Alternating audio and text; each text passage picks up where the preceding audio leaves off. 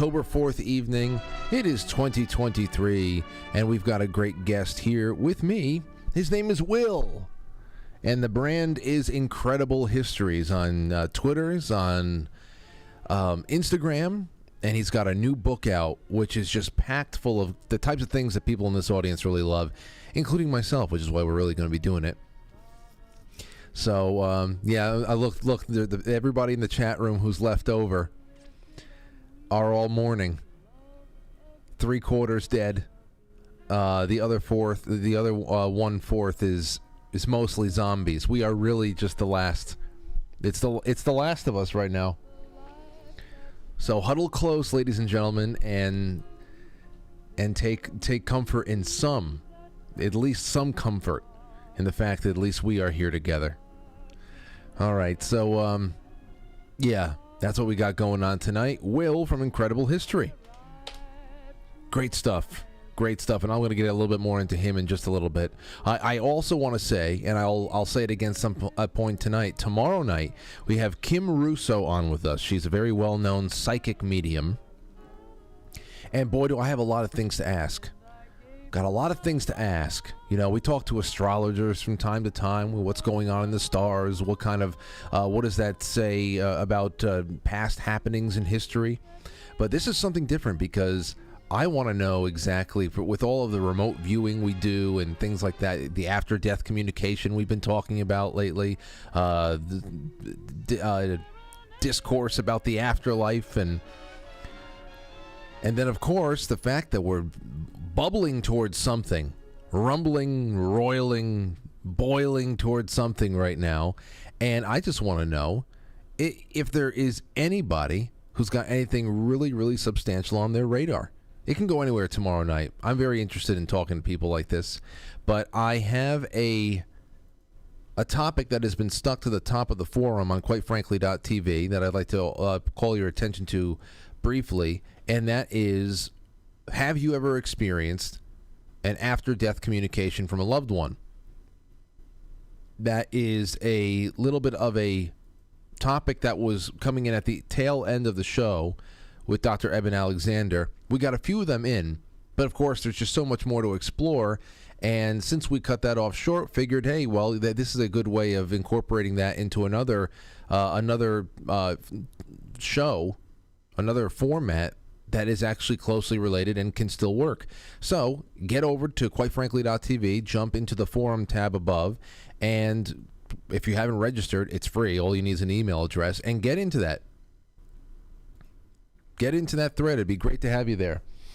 Okay, so what else do we have? I think I did this. I did that. That's great. Friday night will be just as well. Jay Gulanello here with Matt. And then it's all for the weekend. Well, into the grab bag we go, and the first one up is a blank screen.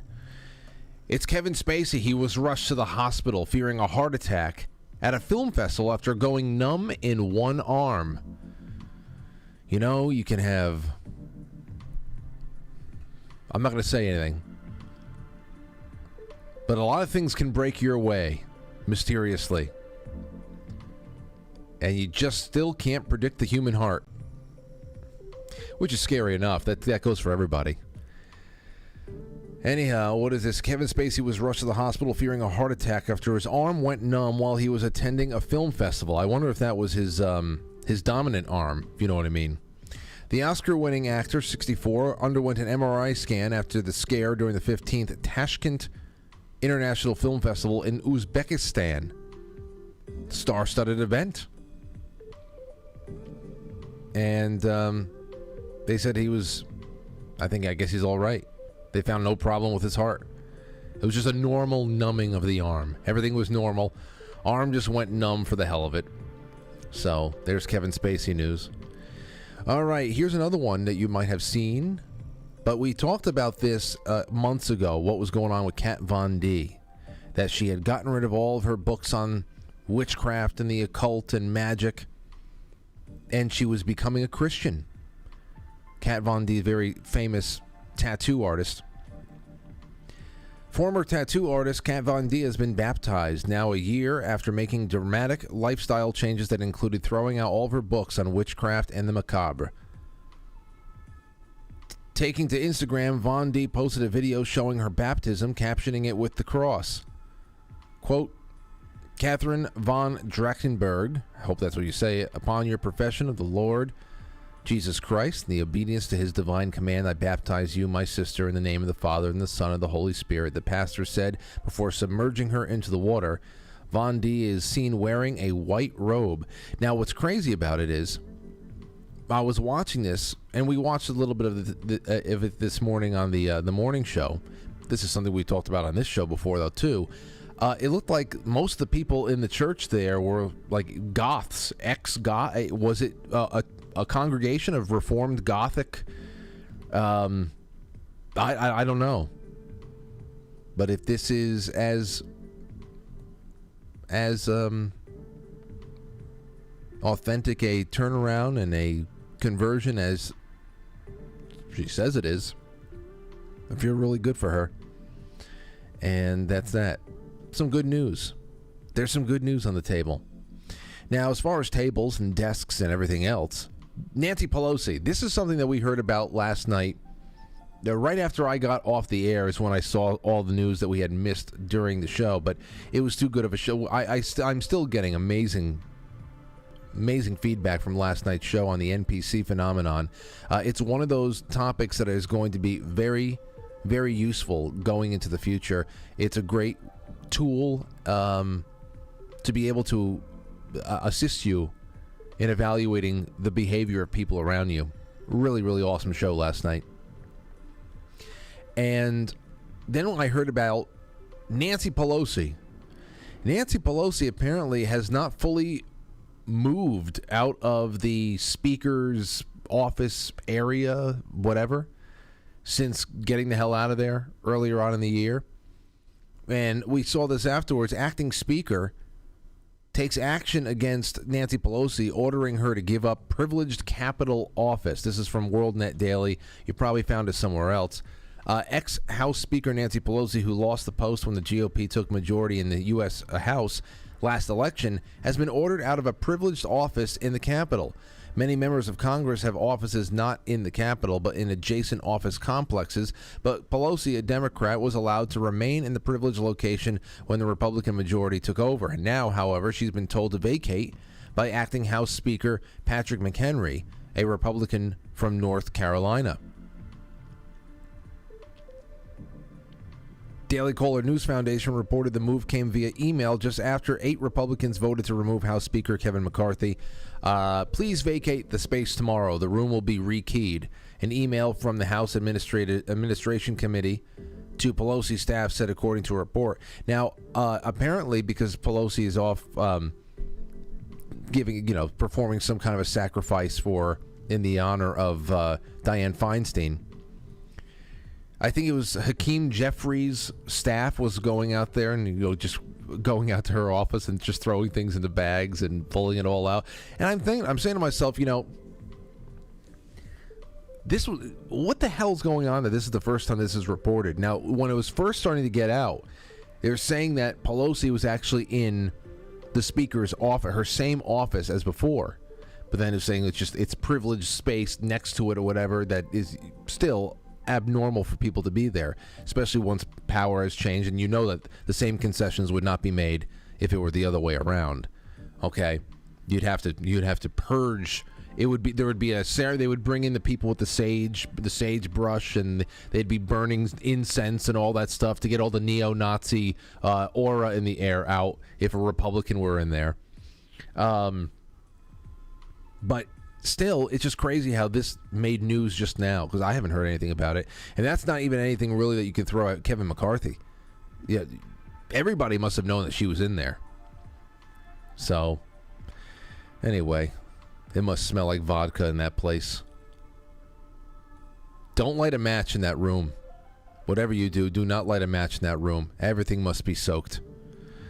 All right, what else do we have? Oh, Ukraine. I heard that Ukraine is freaking out. This is from Raw's alerts and all over the place. I guess you don't even need a headline for this. Ukraine, that is the collective war machine that is Ukraine is freaking out as Kevin McCarthy chaos threatens U.S. aid, as Politico EU reports. Oh well. Oh well. I really hope that they turn off the spigot and it's over. So, and one more thing I just want to throw out to people. This is something that I think goes right hand in hand with what was going on last night. And it's, again, one of those stories that I always see going on, and they come in and out of the news cycle. And sometimes I'm tempted to talk about it, but other times I just say, no, I want to spare myself. There was a few far-left Antifa-level activists recently that were killed. One in Brooklyn. His name is Ryan Carson. He was murdered. It was all caught on street camera, just stabbed randomly by a vagrant. Stabbed randomly. And I'm wondering myself, okay, well, is the girlfriend or whoever he was with that night, who's another Marxist, there's a video of her or a picture of her going around where she's taking a picture next to her Volvo. And on the license plate it says K Marx. So Karl Marx, they're all in it together, and again, their minds are gone. Anyway, he was knifed to death right in front of her. Obviously, it's a shocking moment. So I don't watch her, very weird, I would say unenthusiastic response to everything. I can imagine she's shocked that she just saw somebody knifed to death. At first, she thought that maybe he wasn't killed or it wasn't that serious a wound, but he was knifed to death. And now I wondered, was she going to make the statement about the murderer? Who was going to make the statement about the murderer being a victim themselves, and don't cast aspersions and don't make blanket statements and all that other stuff, the shit that we see going on all throughout the U.S., all throughout Europe, whenever there is some kind of I don't know, what should we say? How should we say this? Some kind of a crime that's committed by a protected class. And there's a number of protected classes, and we know what it's all about. Well, it wasn't the girlfriend or whoever the hell she was, but it was a collection of friends. This is from the post-millennial. Friends of Ryan Carson, who was stabbed to death early Monday morning at a Bedford-Stuyvesant, Brooklyn bus stop. 4 o'clock in the morning. That's number one. 4 o'clock in the morning, you're out of your house in Brooklyn just hanging out on the streets? And then to interact at all with a crazed maniac that you saw kicking cars and all that shit, and that you're going to have him turn his crazed stare at you? Well, so, this is like the people who go and they put their backpacks on and say, I'm going to backpack across the Middle East to show you all that it's safe as ever. And then, of course, they come home without a head. But same thing over here. Friends of Ryan Carson, but say Carson would have sympathy for the man who fatally attacked him, and that he would want his killing to be used to further left-wing policies in the city. Here's a quote. I know he would have wanted people to use his death as a means to talk about the structural wrongs in the city. The structural wrongs. People can do whatever the hell they want. At least some people can. Well, Melissa Lozada Olivia, a writer who met Carson through mutual friends, told The Gothamist. New York State Assembly member Emily Gallagher told the outlet, I'm absolutely positive that he would immediately see that this was a person who was suffering from a lack of resources. Need more resources, quick. Get him a motor scooter so he can knife people as he's riding through the streets. He can do it more. Who probably needs better mental health support. Yeah.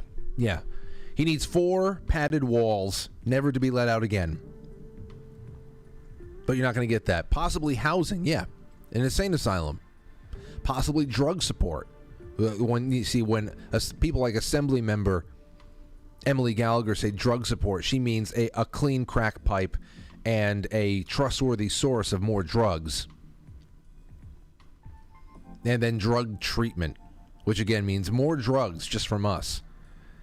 See, now, this is what you get from people who have nothing left in their minds, that have been completely demoralized.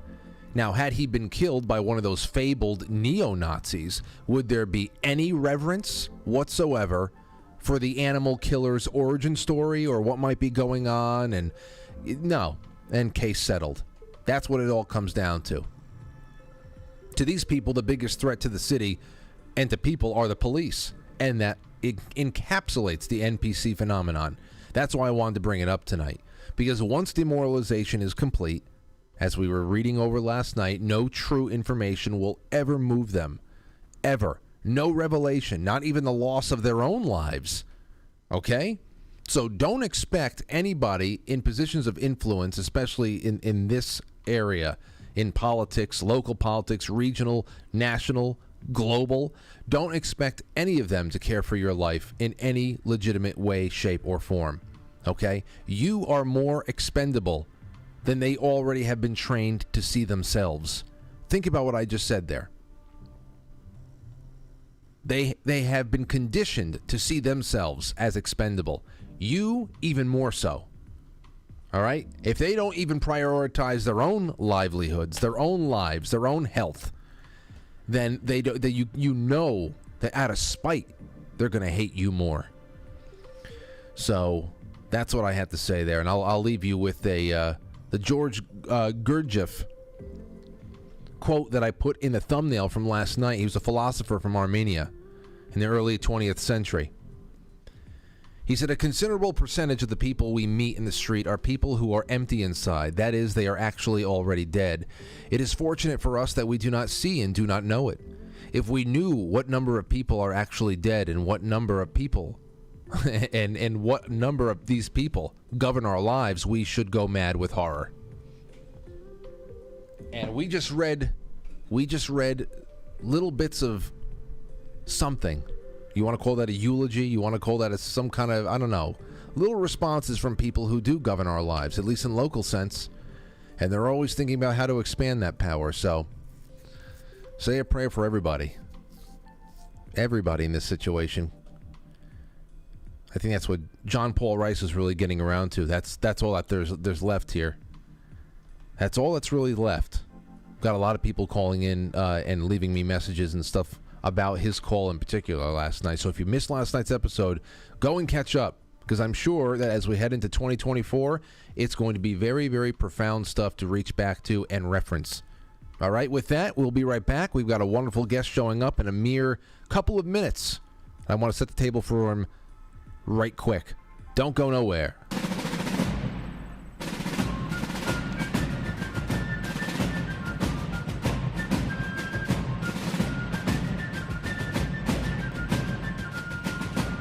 You let one ant stand up to us, then they all might stand up.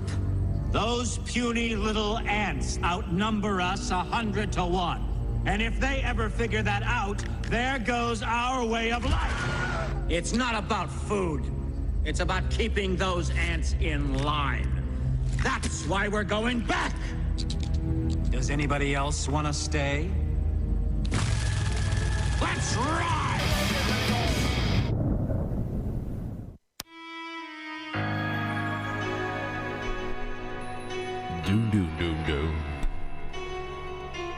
Okay, ladies and gents, welcome to the show.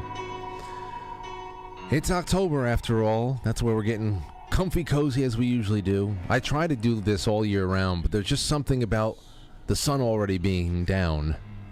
You know what I mean? It's 7:15 right now, and you look out that window and you know it's nighttime. So I always have the same approach to this show, because I want to recreate that feeling, especially on the best I can do on a summer night. It's like a rainy night. That's when you know that it's going to be dark, cloudy, and rainy. You can get some atmosphere there, but man, once we hit late September, early October, oh, it's on. It's on. So that's what we have tonight. Really, welcome to the show again, and please help me share this out with everybody you know, and let me tell you a little bit about our guest tonight. His name is Will. And you might be subscribed to him on Instagram, on YouTube, on Twitter. Will from Incredible History. He's traveled all around the United States and Mexico in search of answers, like we all are. to many of his burning curiosities regarding legends, lore, oddities, and controversial history of North America. Now, there's a lot there, especially North America. He's been all throughout U.S. and Mexico, so that's where a lot of this is going to be focused.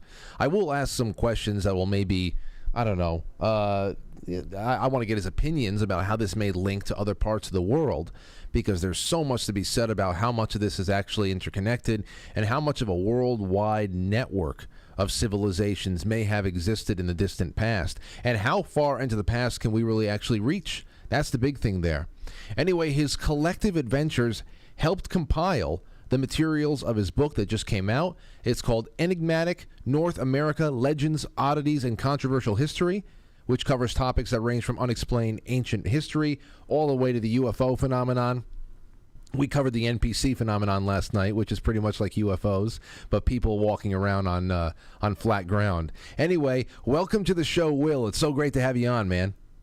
Hey, Frank, thanks for having me here. I appreciate it. I'm a fan of the show. Ever since you introduced yourself, I've been tuning in here and there, and I really like the show. It's a lot of fun. Well, I'm glad, man. I'm glad. You know, I ordered your book. I want to just let you know. I ordered your book not too long ago. I can't wait for it to get in, because tonight, as we pick through this, it's just that the chapter listings alone, man, they're screaming at me, and I mean, I just can't wait to jump through it. So let me just ask you this. You spent 3 years going through the United States, Mexico, so you got a bit of Central and North America going on there. Did you ever dip into Canada at all? How much of North America just right there? I mean, there's enough in the U.S. Yeah, I didn't, and I kind of talk about this a little bit in the forward that, like, unfortunately, I was unable to get to Canada because there's some cool stuff up there. But those lockdowns, you know, Canada was tripping. I mean, the United States was too. We were all tripping, but like I couldn't make it to Canada due to their COVID travel restrictions specifically. So I will get up there one of these days, hopefully. Well, let me ask you this then. If you are 3 years ago, did you know I'm starting a very specific journey? I have these places I want to hit up, and this is all going to be for a book I want to compile all my experiences into, or is this something that just developed over time? Yeah, no, not at all. This developed over time. Basically, I'll tell you the story. So COVID hits, and I'd been out in Hawaii teaching. I'm a teacher. I teach history, teach government, economics, are my three things that I teach. And so I kind of saw the writing on the wall. And I was like, I'm just going to try to get back to the mainland and teach out there. You know, I thought Hawaii was going to, you know, be kind of heavy with their restrictions. So that summer, you know, as teachers get our summer breaks off, I was actually out in Denver, Colorado, and they were trying to lock us down longer than they said they were going to originally. And I said, no, not going to do that. We started getting stimmy checks, you know, and I spent half of it on Bitcoin and the other half on a drone, and went out to the American Southwest, New Mexico, Southwest Colorado, basically the Four Corners area, and just started flying over archaeological sites and just checking stuff out, and started realizing I had a lot of good footage. And this is areas that I'd always been interested in, Chimney Rock, Colorado in particular. Hopefully we can maybe talk about that. There's like some interesting archaeoastronomy going on out there that I'd always been interested in. For those that don't know what archaeoastronomy is, ancient people all over the world, but in North America as well, were intentionally building their structures and putting their petroglyphs in places where on the summer solstice or the winter solstice or the spring or fall equinox, sunrises are illuminating these things in perfect ways. The moon is rising between pillars right where you can see these things intentionally, right? It was like their landscape calendar. And so I was going out there and capturing a lot of that stuff. And I was like, you know what, I'll start a YouTube channel once I start, you know, gathering enough footage. It'll just be fun. It'll be a little passion project. And it still is, you know.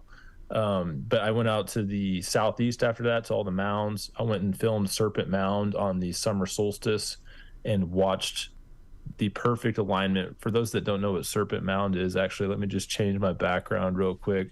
Serpent Mound has this incredible alignment out there in Ohio.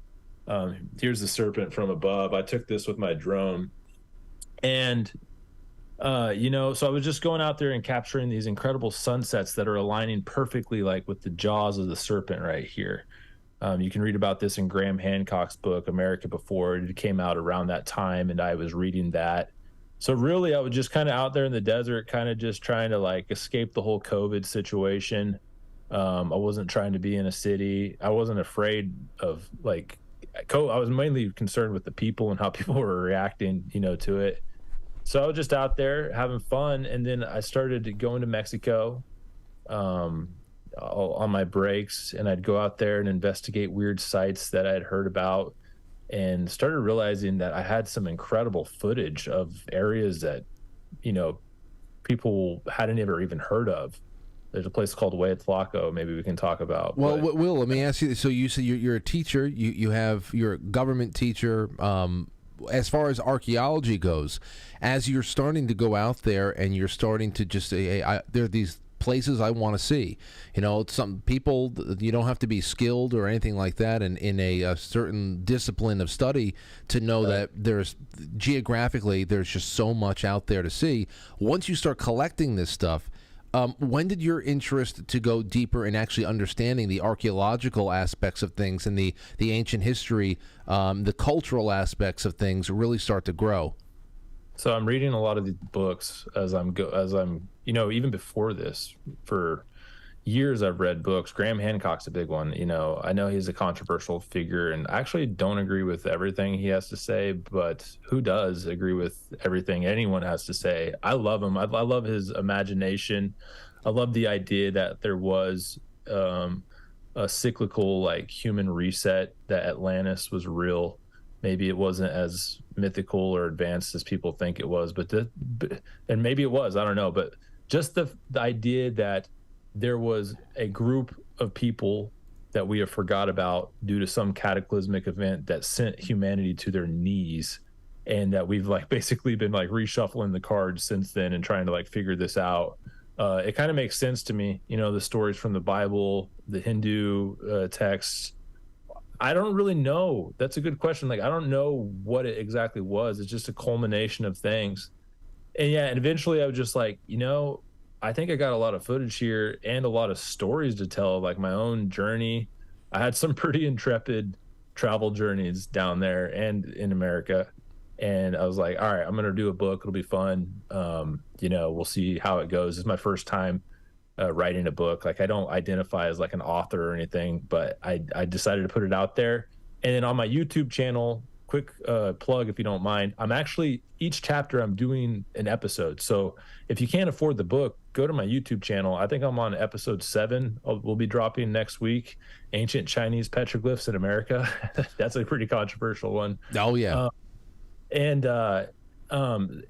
By January, maybe February, I should have all 23 chapters out on my YouTube. You can just binge watch those.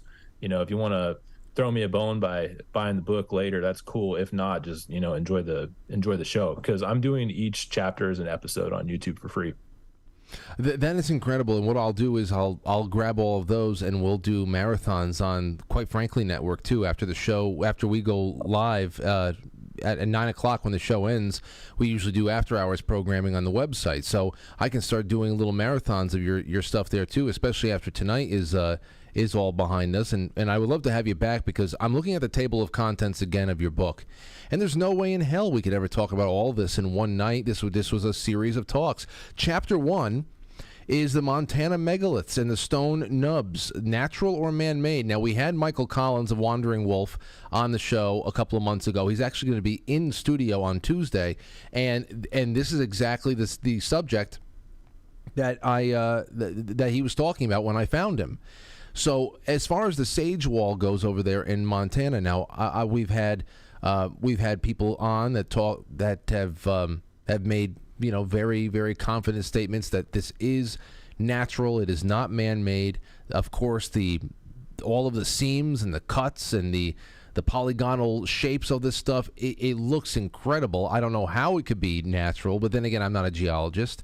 And then, of course, there is this other thing there I'd love for you to talk about, is the stone nub mystery. All of these rocks out there have these nubs. They're either indentations or they're like protrusions that people are always debating out whether or not this was done for, there's just a change in weather and, it's glacial, or was it the mark of some ancient tool work? So what do you think about that, since we're talking about the ancient America?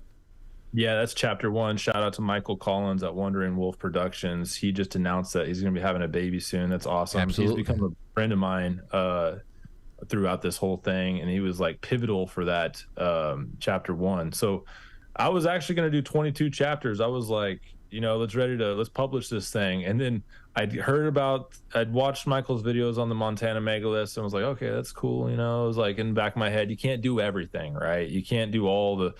And then right before I'm about to publish, Joe Rogan retweets Michael, which was so awesome. And I really look into it. Like, I look into it again, and I, for the first time, saw the 3 nubs that were aligned in a row. And I'll tell you all what nubs are in a minute if people don't know what those are. So I decided, okay, I'm going to Montana. I literally put on my cowboy hat from Kansas, but I played cowboy in Montana for the week. Hell yeah. And went out there and car camped and found these spots. And Michael Collins actually saved me from a disaster. I was about to experience some heat stroke on a mountain. I was lost looking for the Tizer Dolmen, and Michael somehow got through on some cell phone service, and I was so happy to hear from him. But anyways, yes, this one is really interesting. And when I laid eyes on it, just like you all, look at this thing. It looks similar to Sacsayhuaman in Peru. And then my favorite one, to be honest with you, the sage wall is cool, but my favorite one's really the Tizer Dolmen. Tizer Dolmen right here. Who put that up there is the question a lot of people ask, and it does just look incredible. It looks like it's not exactly a dolmen. A dolmen has makes contact on 3 sides, but it looks like somebody put that up there. Now, part of my mission when going up there was to hear both sides of the story, and I did talk to geologists, and I got to tell you, I'm trying to remain agnostic on everything, but he gave me a genuine explanation for why it is natural, and I can try to explain that if you'd like. I can also tell your viewers a little bit about the nubs, I don't know which direction you'd like me to go to, because there's a lot going on with the Montana megaliths. Well, I mean, it'd be good to hear the nutshell explanations of both the nubs and that. I mean, if I were to look at that and say, how do you do it if it's not by human? I've just heard it explained so many times that rock formations like this can be the result of what was glacial movement back in the day, just leaving things behind in weird places. And what's interesting is this is actually not, you're right. That's the majority of the time. That's what they say. This is not from glacial deposits though. Wow. And even the geologist said it's not from a glacial deposit. So I'll tell you all about the nubs in a minute, but let's go ahead and dive into why this could be natural and why, in my opinion, it's a good explanation as to why it's natural. I talked to Dr. Parker, who's a geologist for the survey out there in Montana, and he was really, really helpful. And he even drew this up for me. So the process he described is something called exhumation. Instead of thinking, how did that get up there? Think more so of how did this become revealed? Okay, so the erosion was actually, this all used to be kind of buried. And you can see here, there used to be maybe trees right here on top. Over time, these things erode, we're talking millions and millions of years, and boulders topple over. And if you look in the background, you can see boulders all over the place from this, right? Boulders topple over. But every now and then you get this snapshot in time where you have this precarious boulder, and right now is that snapshot in time. One day this will fall, just like all these. So this may be, you're talking about, this is essentially could be the remnants of what was once another sage wall. Correct. The exact same process. It's called exhumation. The exact same process is the explanation that Dr. Parker gave me for the sage wall. Now I'll do a but, because there's pushback. I put all this out there on a Twitter thread, and I thought it was great. I'm one of those people, I don't get offended if someone disagrees with my opinion. In fact, I encourage it. I'd like to poke holes in it, and some people did. There's some interesting things that I'll talk about with the nubs in just a moment. But one thing I'd like to point out, regardless of whether this is natural or man-made, it doesn't change the significance or the mystic nature of this to me. For thousands of years, or as long as people have been in that area, they've asked the same question we've asked, right? People don't just think exhumation when they see the same people thousands of years ago, whether it was hunter-gatherers or whoever, the tribes up there, they came across this, I guarantee, and they probably looked at it just like we did and said, whoa. So I guarantee same thing with the Sage Wall. If you actually went and did some excavation out there, me and Michael Collins talked about this, you're probably going to find campfires. Michael Collins made the point, this is a great place to put your back against something. I guarantee this was a significant place. So sometimes in the, in the megalithic world out in Europe or even in Peru, where they used actual natural structures as part of what they ended up building on, you can use natural structures to your advantage.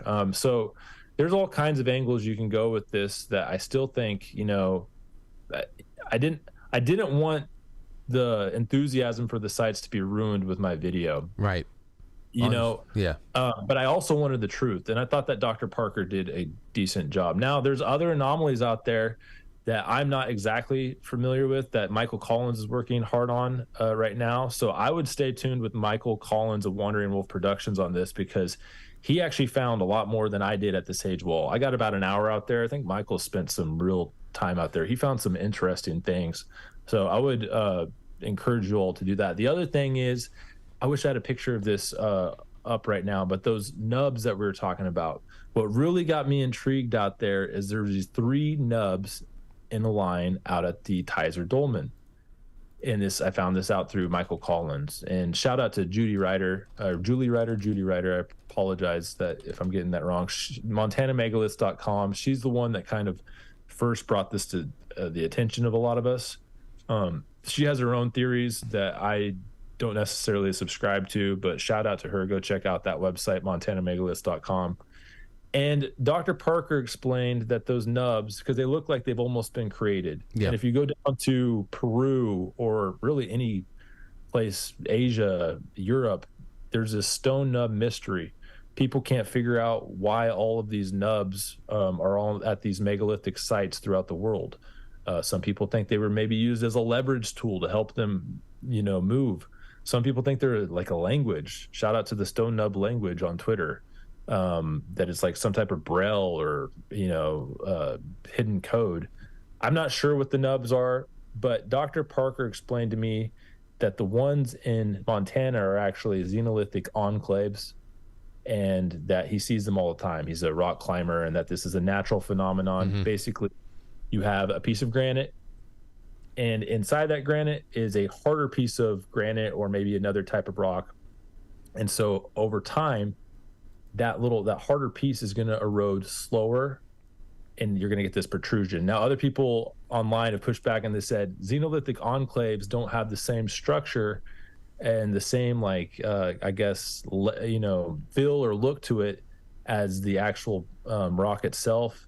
And so the mystery is still going with those. There's still some people that believe that those are actual nubs. I don't. I have to admit, I believe that Dr. Parker's explanation is solid, but I'm welcome to having my mind changed too. And that's what Michael Collins is up there doing, solid research, and I'm staying tuned because I can't wait to see what he finds. There's a lot of interesting things in Montana. Yeah, and I think that when we get into this, obviously everything you talk about here it's a matter of many, we're talking about very, very long spans of time, and it makes you pause and wonder. I was having a conversation with a friend of mine a couple of weeks ago about how there's such a difference in seeing our country over here, the United States, and then going to a place like Europe. Now, I've never been to Europe before, but I knew exactly what he was getting at when he said that traveling through Europe brings with it an added sense of awe because of how everything around you is so ancient,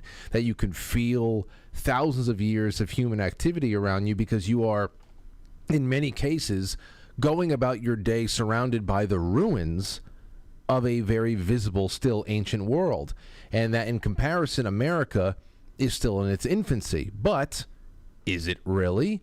I mean, our country, our settling of the New World after the age of exploration, that is still in its infancy compared to civilizations like China or anything like that. But it's all the same planet.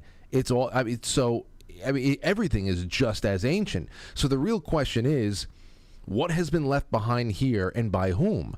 Because when we're brought up, we get to talk about things like the serpent mounds, things like that we had the various Native American nations and tribes that were doing their thing and pretty much going about their lives. And what were they? Were they building and developing land like we were?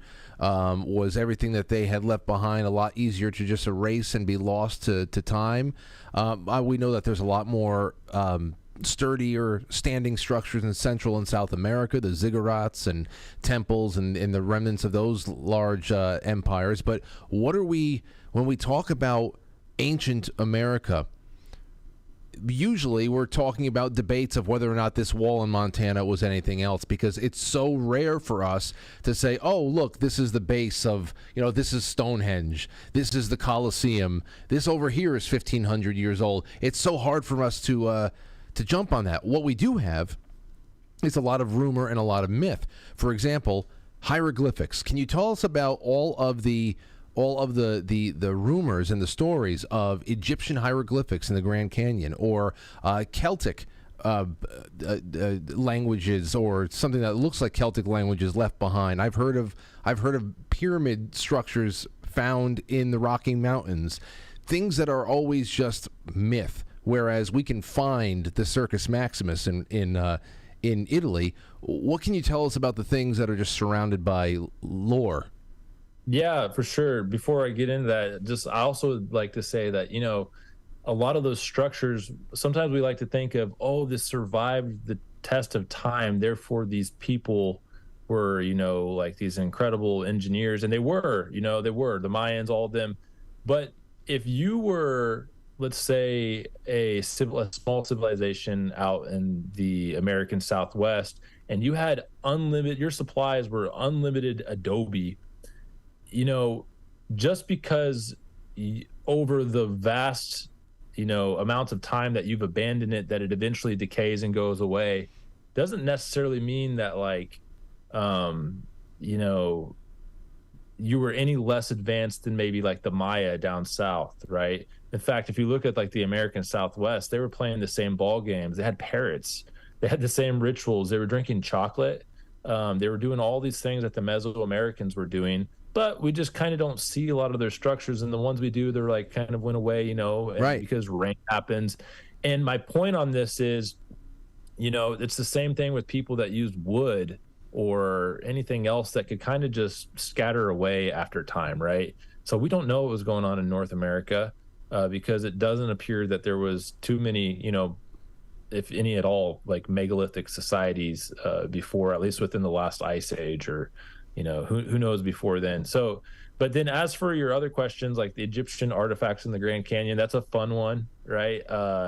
Yeah, I think most people have heard it, and if you haven't, back in 1906, there was a newspaper article about a man named G.E. Kincaid. I made a little short about this, by the way. I used some AI art to kind of try to give a visual for this. I wish I had that to show you all, but G.E. Kincaid, and this guy G.E. Kincaid, who nobody knows who this person is, you can't really find him, supposedly found these Egyptian artifacts and even like statues and relics, even like a Buddhist lotus flower in this cave that he said could house 50,000 people in the Grand Canyon. And then, of course, there's areas of the Grand Canyon that are off limits. So this added to the lore, they're hiding something, all this. But really, to be honest with you, from my research, and I really looked, and it wasn't too much research because there wasn't much there, that newspaper article is like the end of it. The rest is kind of just lore. Like you said, I haven't really found anything else on that, other than, I will say, one of my episodes, actually my last episode on YouTube, is called sorry, I'm blanking on the chapter name, but it's basically called Egyptian Petroglyphs in Utah, or Egyptian symbolism in Utah. And it's really interesting. I'm sorry, I'm kind of a fence sitter on a lot of this, but it's called, so I'm kind of agnostic on whether it is or not. But to me, it's just interesting how you can have Egyptian iconography very similar to some of the petroglyphs in the American Southwest. There's a place called the Rochester Panel. I wish I had a photo of it right now to show you, but on this panel is a number of petroglyphs that look very similar to some of the Egyptian gods. The goddess Geb and Nut are a duo that when the sun rises, basically you have, I believe it's Nut, the goddess Nut, hovering over with like legs, long legs and arms, the goddess Geb, who has this erect phallus. I don't know if I can say like, oh yes, or whatever. Yeah, yeah, go ahead. And, say whatever you want. Sweet, awesome. This erect penis, and you can see there's pictures of this all over Egypt, and on that same panel, a very, very similar depiction of some birthing woman that looks like she's giving birth to the sun, just like Geb, and then underneath a person with a very exaggerated erect phallus right beneath her, which is really interesting. That's one of like 5 that are very similar to some Egyptian petroglyphs, or sorry, Egyptian iconography. I'm not saying that these were made by Egyptians at all. In fact, they weren't. It's very clearly Fremont Indian style petroglyphs. The Fremont natives, like you can see it all over the American Southwest. It's spitting image of what they normally would draw. But the question is, who were the Fremont? We don't know a lot about the Fremont. Right. Did diffusion happen at some point in the past? The Egyptians, they had boats, right? And even if the Egyptians weren't the ones doing it, Egyptian gods and goddesses, all that diffused to Europe, to Rome. The Romans were incredible sailors. There's a lot of stories and a lot of interesting evidence of, in fact, I'll just show you right now. The Chinese, I know just from by osmosis over here that the Chinese they believe that they've been to North America, to the Western Hemisphere quite a bit in ancient times, and they almost like to keep their accomplishments hush hush if they have any at all. I don't know, but what it really comes down to, and maybe you can expand on this and what you're about to present right now, is that all around us there seems, if you're looking for the right things, and of course if you are leaving your mind open, there seems to be evidence that suggests that the world was a lot more globalized in this age of antiquity than we think.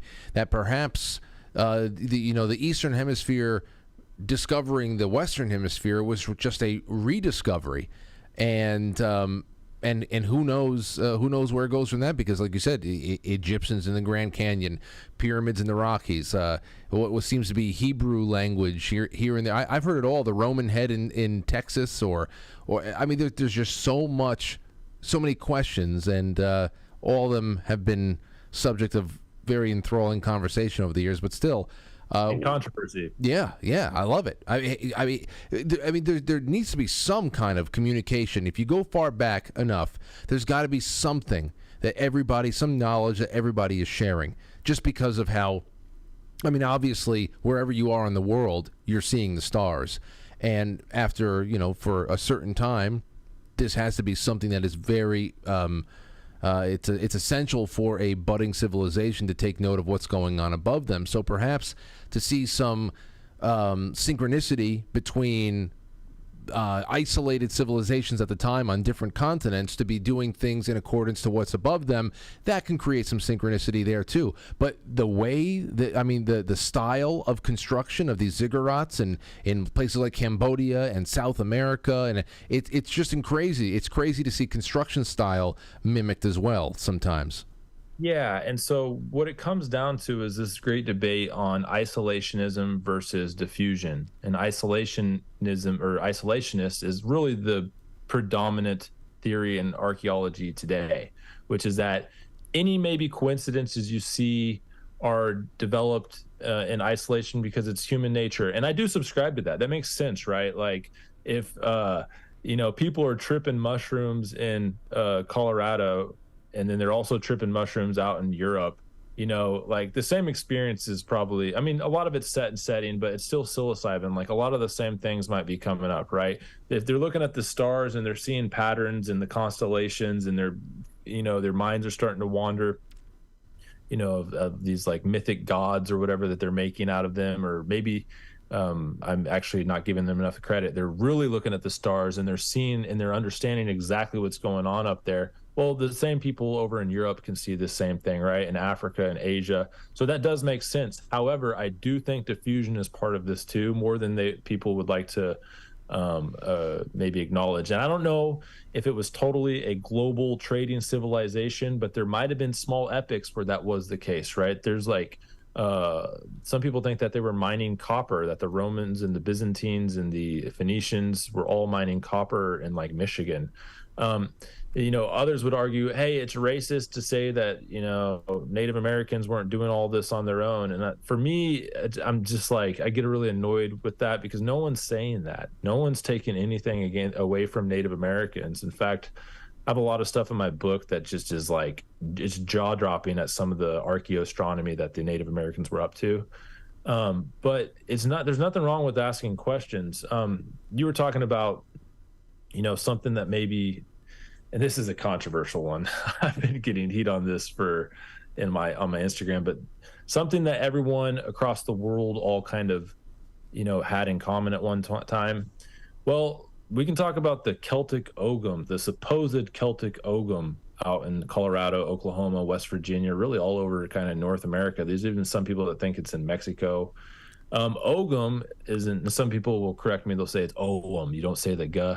I'm from Kansas and we're pretty literal with our pronunciation. So the Ogham is this type of writing, and whether this is Ogham or not, I'm not saying that. We're going to get to the story in just a second, but it's from, if you go out to Ireland, you can still see today, it's more vertical. This one's horizontal, but think of a line with little notches that are like specifically being put along this line, and you can translate it. It has vowels, it has consonants, and it's an old ancient Celtic language that you can still see in Ireland today in the old artifacts.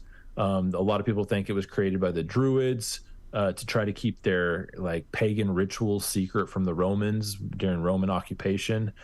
Some people say no, it goes way further back. The Irish folklore is that it goes back all the way to the biblical Tower of Babel, right? Which who knows how long ago that was, if there's some type of truth to that myth, right? And anyways, people in America back in like the 60s and 70s, there's a guy named Dr. Barry Fell, very controversial character. Most people would consider him a pseudo-archaeologist, a pseudo-historian. He was the president of Harvard's Epigraphic Society, and he was definitely an interesting fella. My point is on him and anyone else that's like looking for ancient scripts in America to kind of go against the grain. If they're even right about 5% of what they were talking about, then the history book's got to be rewritten, right? So a whole bunch of people were finding what they thought was Celtic Ogham. And this is an example right here. It wasn't discovered by him. It was discovered by a man named Philip Leonard out in southeast Colorado, very close to where I grew up, actually, in Kansas, a place called Crack Cave. And you can't just go see this, by the way. They got the cave locked down, like it's bolted. So anybody that's wanting to go see it, you got to talk to like the U.S. Forest Service. And on the story is that these people who were studying the potential of Celtic Ogham all throughout the America were looking for petroglyphs, and they went inside this cave and they found this, and they translated it to read, "The sun strikes here on the day of Bel." And Bel is an ancient pagan Celtic god, and the day of Bel would be any equinox. So the two equinoxes, fall and spring.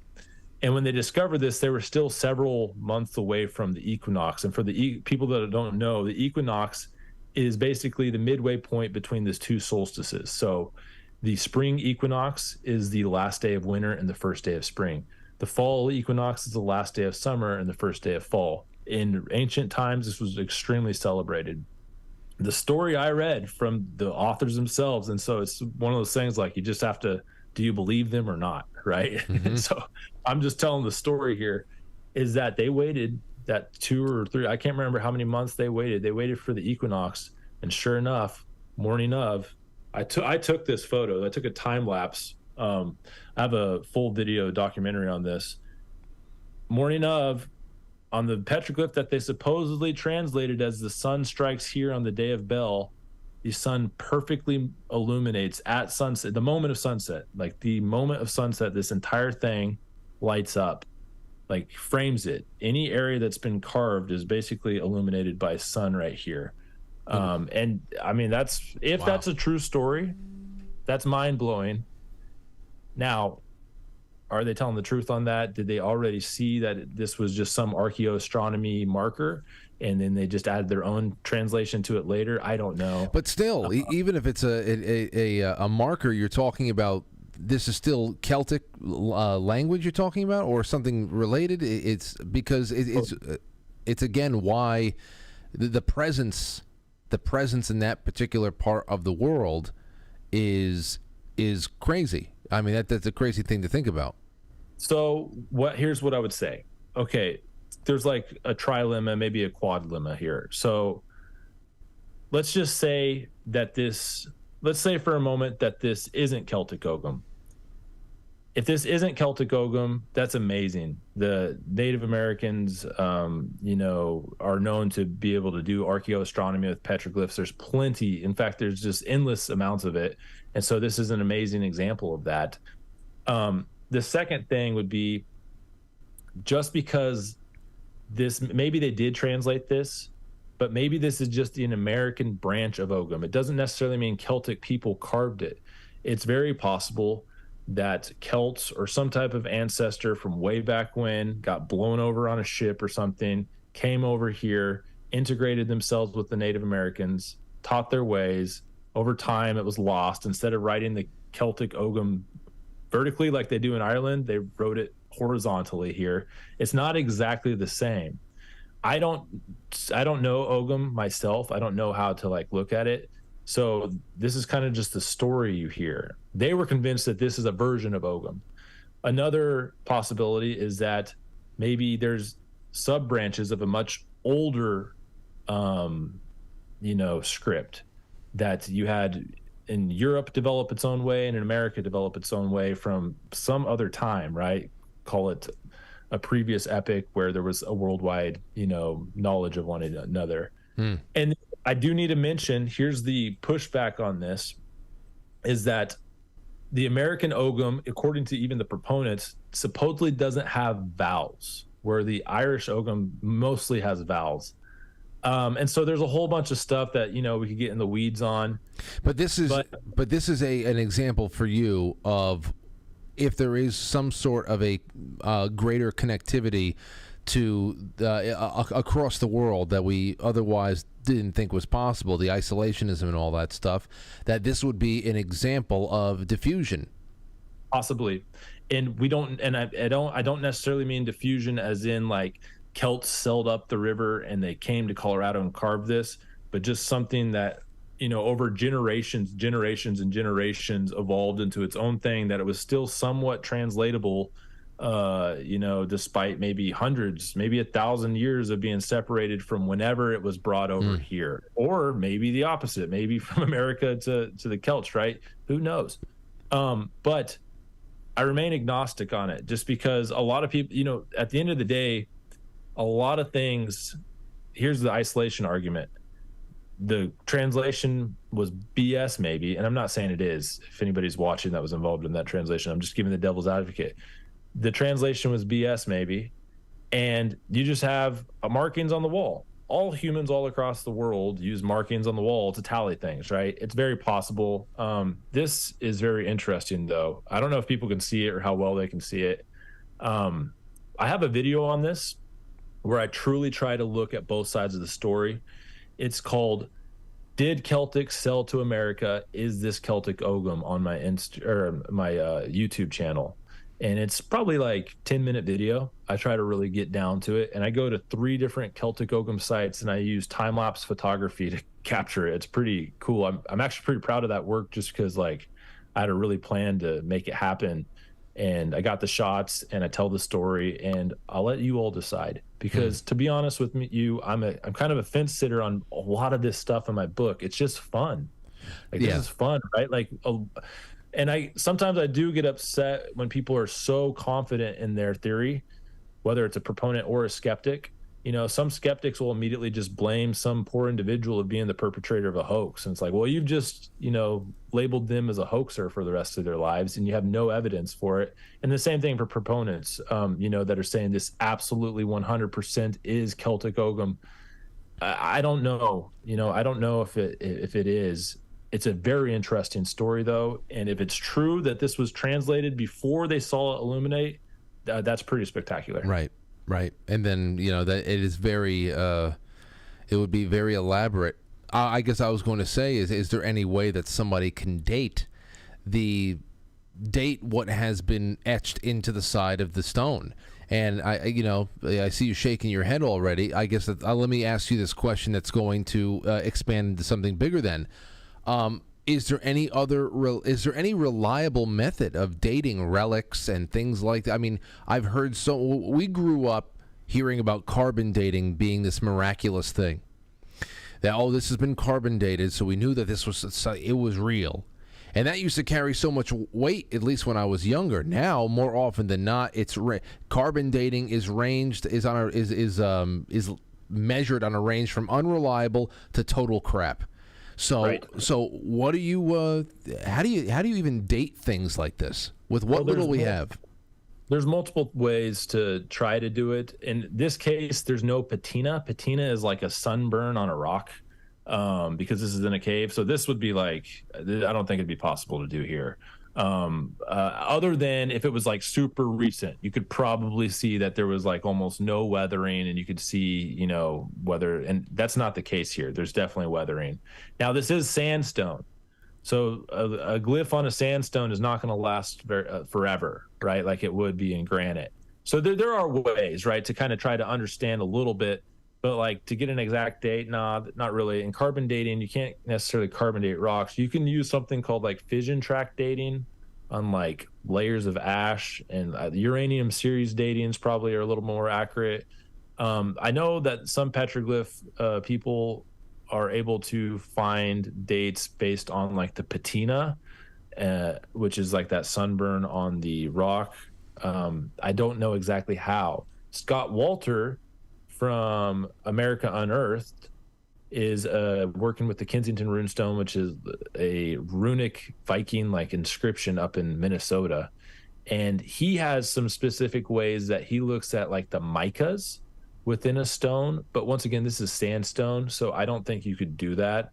And that was like on a slab of rock. This is a part of a large wall, so I just don't know, and I could be wrong, but I don't think with this particular way that you could. But yeah, there are ways, and I don't know exactly a lot about it. I'm not a geologist, but I would look into like Scott Walter's work. He literally calls himself a forensic geologist that works specifically with like petroglyphs and ancient carvings and stuff like that. And he's got a cool TV show, America Unearthed, if anyone's seen it. It's kind of fun. Well, let me ask you this. Let's go into something a little bit more. I would love to ask you about underground structures. I mean, you're talking about, and I've heard that about the Grand Canyon, about that there was a chamber, a chasm, an opening there. It's pretty much a space that can fit up to 50,000 people. I know that anything outside of North America is really not your forte because you haven't been there yet. But I read all the time about underground subterranean metropolises from all around the world. In fact, somebody in our Gilded chat today asked me specifically about this place called Derinkuyu or Derinkuyu. It's in Turkey. And, I had it in mind, then all of a sudden I got an email from allthatisinteresting.com, a place that I go to. I just check in on them every once in a while. I got an email from them about this particular city that was published just a couple of weeks ago. And here is a city in it's listed among 11 astonishing underground cities around the world. And this one had a capacity of about 20,000 people. And that is in Turkey. Now, we've done a lot of stories on this show about especially the American Southwest, and the legends of giants. Somewhere out there, we're doing a show about Apache territory near the Superstition Mountains, and how there was a fabled opening to the Middle Earth, and in that opening, there were some explorers who had found what is essentially a throne room for giants. That there was a descending staircase into a larger chamber where there was a giant throne and all this stuff. We hear about this stuff all the time, but again, there is so little. I mean, this would even be legend and lore worthy in Europe, even though they have ancient ruins all around them. But in the United States, all we have are just forests. We have forests, we have mountains, we have mounds. We don't have anything. Everything is just is relegated to storytelling and legend. What do you find along, especially the Southwest, of underground cities or underground settlements, and anything that points to, even just lost species or subspecies of human? Yeah, so this is just the fun lore behind it. So first of all, as for the Grand Canyon, for me, it truly dead ends at that article. I've never seen any other evidence than that. And then it's just spread like wildfire on the internet. It's a lot of fun, but then there's some little fun things with the petroglyphs that I mentioned, or the cocaine mummies. If you've ever heard about the mummies that were tested out there in Egypt, and they had actual cocaine and tobacco residue on them, which only comes from the Americas. Something was going on, right? But as for underground, there is one story in my book about the Hopi ant people. So the Hopi are a tribe out in the Southwest. Their ancestors were the ancestral Puebloans, I guess formerly known as the Anasazi. And they have this story of basically the four worlds that were in the fourth world, I believe. And if you're Hopi and I'm butchering this, I'm sorry, light me up in the comments. It's all good. But basically, they have this story about the ant people. And I've always found this incredibly curious. And some of it almost seemed too good to be true. So I did a little investigation. And some of your viewers might have heard about this, but for those that haven't, the ant people story is basically that the Hopi had already survived several cataclysms. One was ice, one was fire. There was about to be another one. And they started seeing these things in the sky. And here's my background. You can't really see, but because it's cut it off, but I have a UFO up there. And they started seeing these things in the sky and kind of got the idea that they should start to follow these things, and that these things wanted them to start following them. And these things eventually led them to this underground cavern where they met the ant people, who basically took them in as refugees from this inevitable cataclysm and didn't allow them to go back outside until it was safe. Kind of a lot of, and you hear this story. There's the same story is told in Mexico by the Aztec. The same stories, I'm pretty sure, told out in the Middle East. You were talking about those caverns, out there in Turkey, which just blew my mind. But the kicker to this story that always was so wild, I read about this on ancientorigins.com, and the kicker was, we've all heard about the Anunnaki, right, Frank? You know the Anunnaki, correct? Yeah. Right?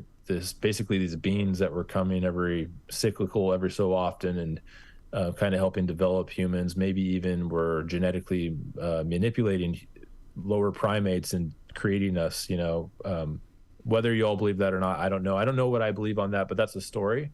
And the Hopi, I always read online, and I had to try to figure this out, and I still haven't figured it out yet. If you're Hopi and you speak this language, let me know. But the Hopi word for ant was Anu, and the Hopi root word for friend was Naki, ant friend, Anunnaki.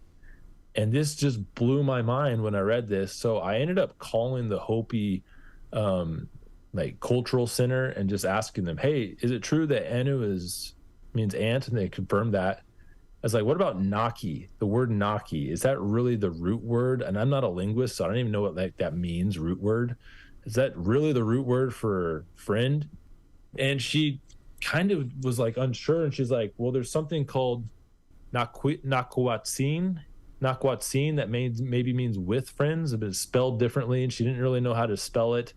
Then I made a video about this, and people started saying Kwatsin is actually the way to say friends. And then a person from another Hopi, because the Hopi are a pretty large nation, there's different translations from different tribes. Another person was saying it's actually right. Another person saying I was full of crap for even saying this. For me, I'm like, hey, I'm just saying what you see for 3 pages on Google when you Google this thing, right? I'm trying to figure this out. So supposedly Anunnaki translates to ant friend, and you have this story of the ant people in the Hopi, and that just blew my mind. Now, whether Naki is the root word for friends or not, I haven't been able to actually confirm that. So if somebody out there speaks Hopi and you could help us out, that'd be awesome.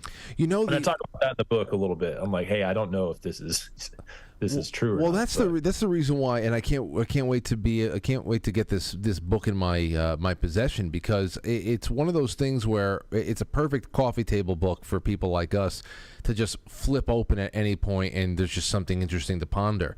And the reason why I like this kind of stuff, and I knew that we would have a great time together on air, is because physical evidence, when it's combined with psychic exploration or any kind of spiritual background, is so much more important to me, so much more meaningful, because that combination, I always appreciate it.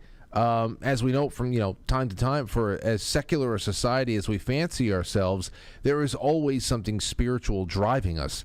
It's either we have our hands on the wheel or we have our hands off the wheel, and we're being driven by something. We become a puppet of something else. We are spiritual beings, and there is so much more. It becomes so much more of a real human history when you take these things into consideration. And when I say into consideration, I mean not to just think that people and their customs and religions from thousands of years ago were in some way less intelligent than we were, because the fashion has changed.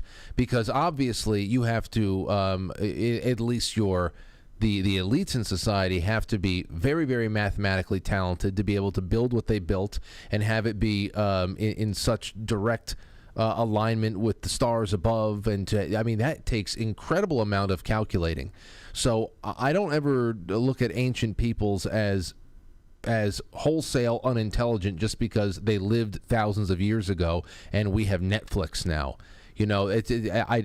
I can't do that. So I really appreciate that you go into the psychic aspects of things here too, because you go into Edgar Cayce, and I see Edgar Cayce's listing in here. These are things that I think they tell a more complete story about what was driving people in the past and what may be a part of the reason why certain civilizations rose and then fell. Yeah, and people, I think, are starting to kind of wake up to that. You mentioned Edgar Cayce. That's my favorite video I've made. It's called Refugees from Atlantis, America's Lost History as Told by Edgar Cayce. It's wild. For those that know who Edgar Cayce is, he's largely considered America's greatest psychic, whether or not you believe in psychic abilities or not.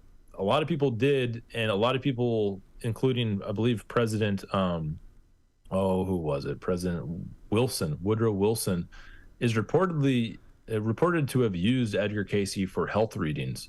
This guy was a celebrity. He was on the front page of New York Times, and what's interesting about him is he didn't make a dime.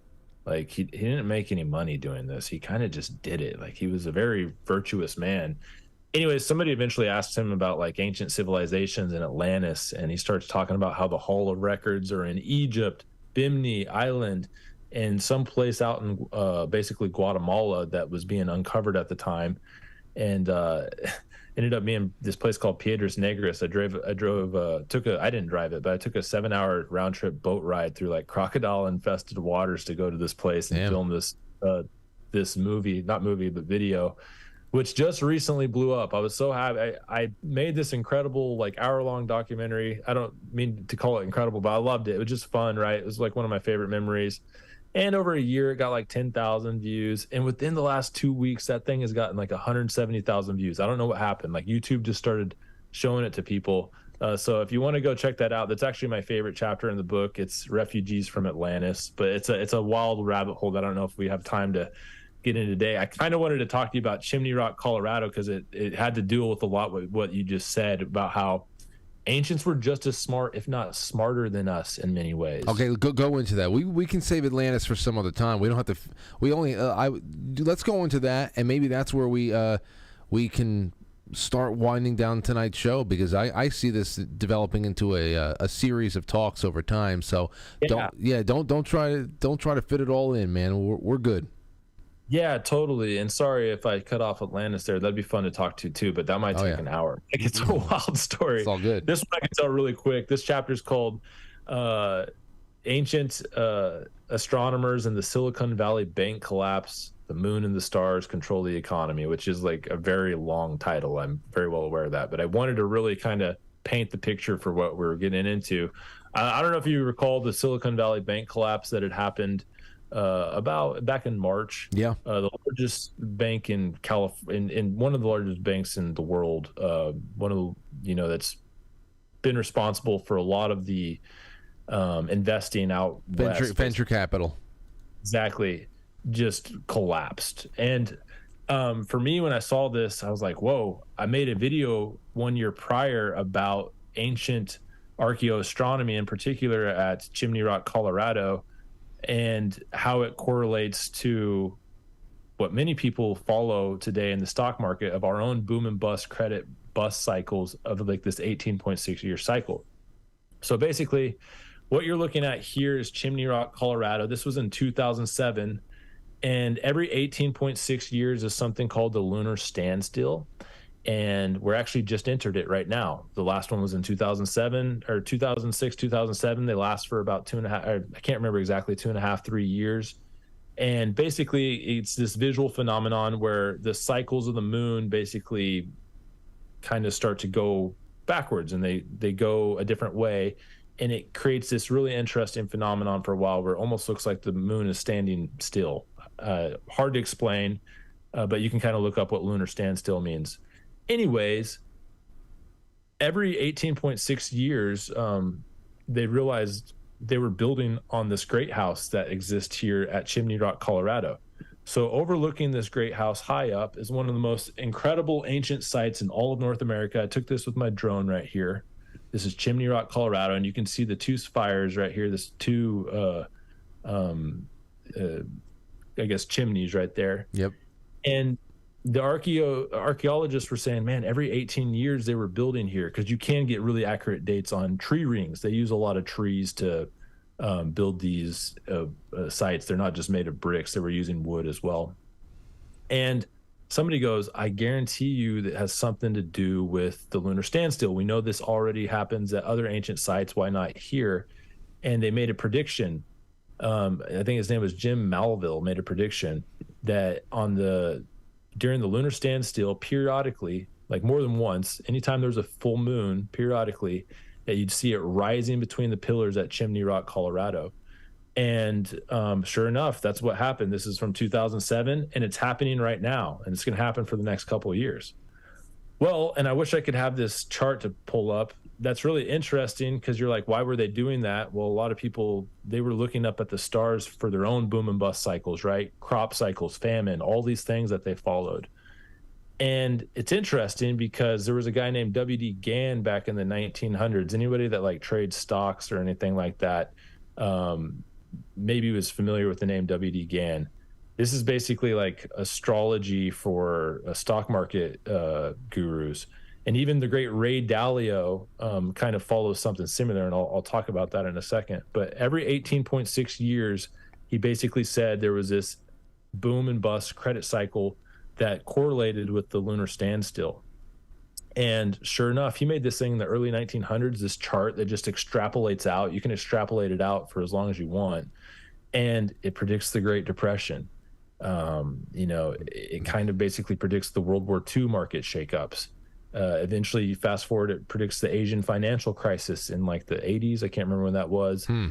It's 2007 housing crisis. And right now, as we enter the lunar standstill, and I made a video about this a year before the Silicon Valley Bank collapsed, but that basically, this, according to W.D. Gann's chart, that, we're due for some turmoil in the markets, basically. And this happens every 18.6 years. This is not financial advice, by the way. I'm not a financial advisor. I don't really know anything about that, but it's really interesting. A guy named Ray you Dalio, don't have to be Nostradamus these days, Will, to know that we're screwed. Exactly. For sure, because this isn't the only cycle that's going on, bro. I'm sure you're familiar with like the fourth turning. Oh yeah. Or, this is all coming ahead, as we're entering this lunar standstill. And to me, it's just interesting. A guy named Ray Dalio, one of the most successful investors of all time, I think he's worth $40 billion. He doesn't call it 18.6 years. He says, the 18-year credit debt cycle. And he never acknowledges that it's like, it's following the lunar standstill cycle. But his bets are placed. And so once again, this doesn't necessarily mean it's a stock market collapse. It could be a dollar inflation, right? Some type of economic, some type of economic downfall one way or the other. So don't place your bets on whether the moon's going to rise through these two pillars or not. Right. It's just really interesting. And you can read about the lunar standstill rising between the pillars at Chimney Rock, Colorado online. I have a video about it that really goes into this detail. And I just thought it was super cool. And we'll see what happens. And then sure enough, though, as we entered the lunar standstill just last year, that spring, what happens to the Silicon Valley Bank, right? Right. The repo market, the credit debt, the credit swaps in the repo market were hitting all-time highs. Credit Suisse was, about to implode if they didn't get bailed out. I mean, there's all kinds of crazy things that kind of got kicked down the road a little further. And this is like a broad period between like 2023, if you look at WD Gann's chart, between 2023 and 2026, he thinks like something's going to happen. Whether or not it happens, or maybe it's already happened, who knows? And of course, one of the biggest questions of them all, Will, is how long. When we talk about stories that are this old, when we have theories and anything that you bring back from these ancient sites. Now, everything is ancient. We said the ancient world is all around us. It's not just in Europe. It's not just in Africa and all these places. It's the entire planet is as old as it is anywhere else. It's really, where is there evidence of humans leaving something behind, and how far back does it go? I mean, some of your work goes back in dealing with sites and with relics that could be somewhere in the range of hundreds of thousands of years. Sometimes that in itself would be too much for some people to consider, because there's plenty of debate these days on just how old the Earth is. Interestingly enough, but one of the biggest questions of them all is really, how long is it going to take before what we believe to be the apex of human achievement is nothing more than ruins as well? Whether it be a consequence of political folly or the flipping of the poles. There's so much to consider, and everything that we dabble with that is so far in the past was at one point as good as it ever was. Oh yeah. That's the incredible thing in dealing with these timelines and trying to understand what it is, trying to poke through that veil and grab some information from a world that is very hard to access. Yeah, I think it's Randall Carlson. That who Randall Carlson is. He says there's been like, I can't remember. It's like at least 10 extinction level events in the last 200,000 years. Like that's not that long ago, right? 10, maybe it's even more. Like it's going to happen again, right? We're not special. We go through asteroid belts all the time. The sun does flare. The poles do shift. Now, a lot of people think the poles shift every millions of years. Some people think they shift more often than that. I don't know on all that. I just know that this world is chaos. Humans do try our best to bring order to it, but cataclysms are going to happen again. And there will be a time when I believe humanity will be brought to its knees again. I think we'll find a way. I hope we don't ever go extinct. And maybe we're doing it to ourselves. Maybe we've been the sexual organs for AI, and we're about to be replaced by some, maybe that's what UFOs are. Maybe they've been slowly getting us to create this AI thing that they're using just to, you know, take over the entire universe. I don't know. But, you know, this is a blip in time. Homo sapiens have been around for, they're starting to push it back to like 300, 400,000 years. For any young Earth creationists out there, by the way, totally got a lot of respect for y'all. I actually believe in something, what I like to term the new Earth. I don't know. I think a lot of young Earth creationists and the evidence that they use, I think they're getting it maybe confused with these cataclysms that happen that really do bring systematic change to the face of the Earth, to the geology of the Earth.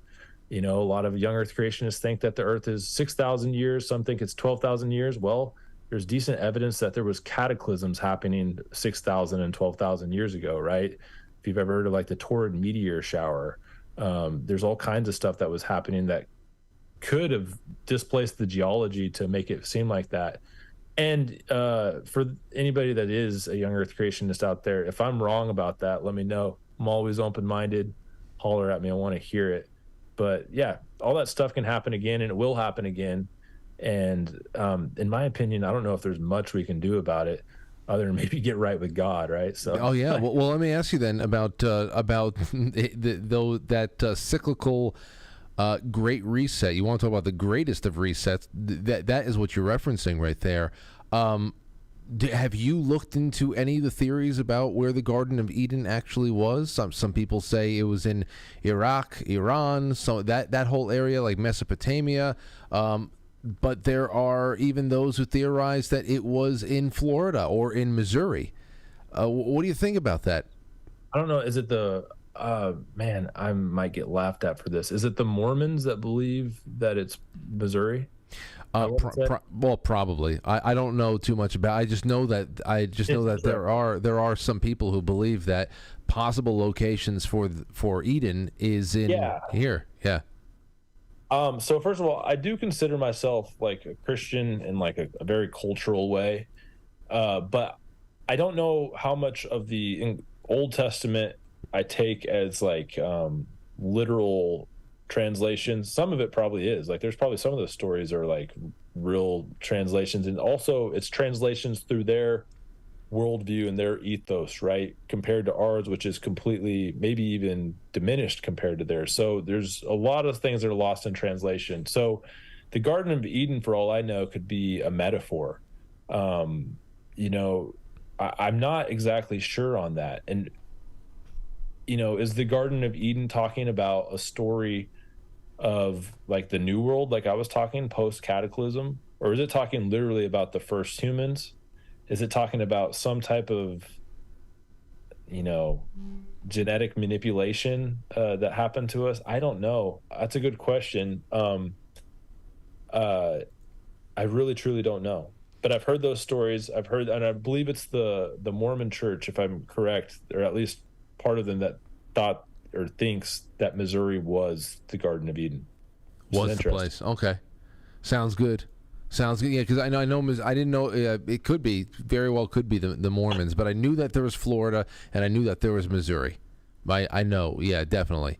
But as far as which one it is, if any at all, I don't know that either. I guess. Well, I one more thing. Now that we're poking holes in plenty of rabbit holes here, expanding Earth.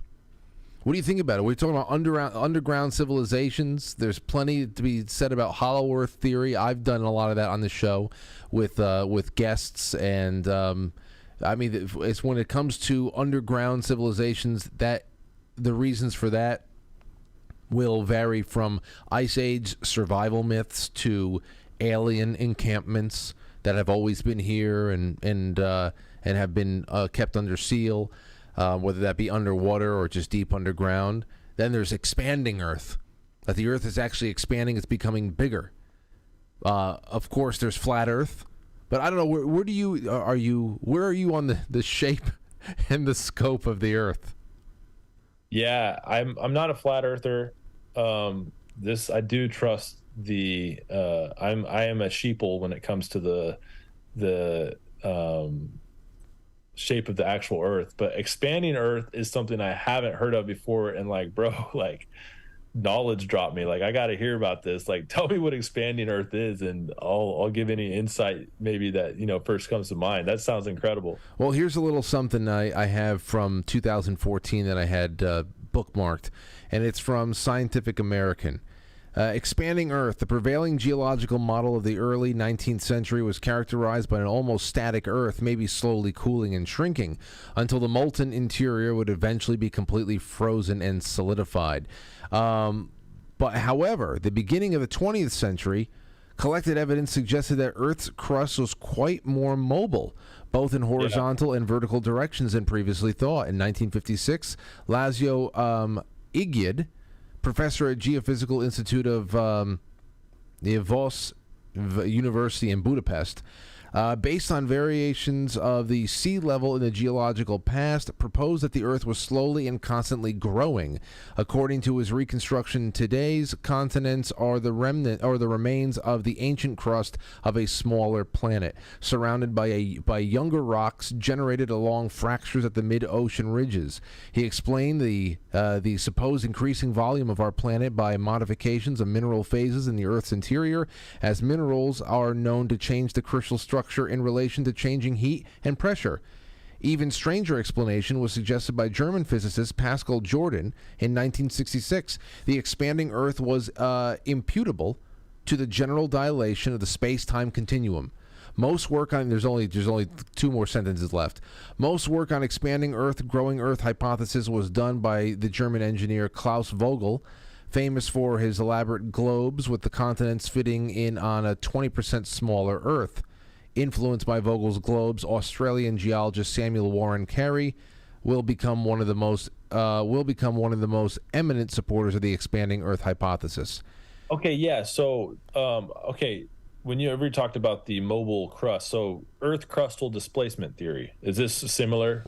Basically, that the crust of the Earth gets a lot more loosey-goosey, especially when like maybe solar flares happen and different things like this. I don't know if you know who Space Weatherman is on Twitter, and then of course Jimmy from Bright Insight. Oh yeah, they've been going down this rabbit hole lately. Yeah, suspicious observers, you mean? That might be correct. And I think Ben and Jimmy just did an episode of something together doing pole shifts. Yes, exactly. So this is like the pole shift theory. This is not exactly brand new to me because I used to read a little bit of Charles Hapgood, who had a little bit, quite a bit to say about the Earth crustal displacement. And then they made a movie about this. I don't know if you remember. What was it called? Is that The Day After Tomorrow? It's based off of Earth crustal displacement theory. I watched part of that live stream with Jimmy. Shout out to Jimmy, by the way, at Bright Insight. He's actually, I remember watching a YouTube video where he was like, go out, make that YouTube channel. And that was like one of the reasons I actually went and made my channel. But Jimmy, and you said his name's Ben, right? The Space Weatherman. Yeah.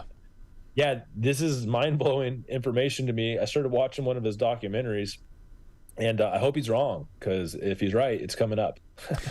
Yeah, I know.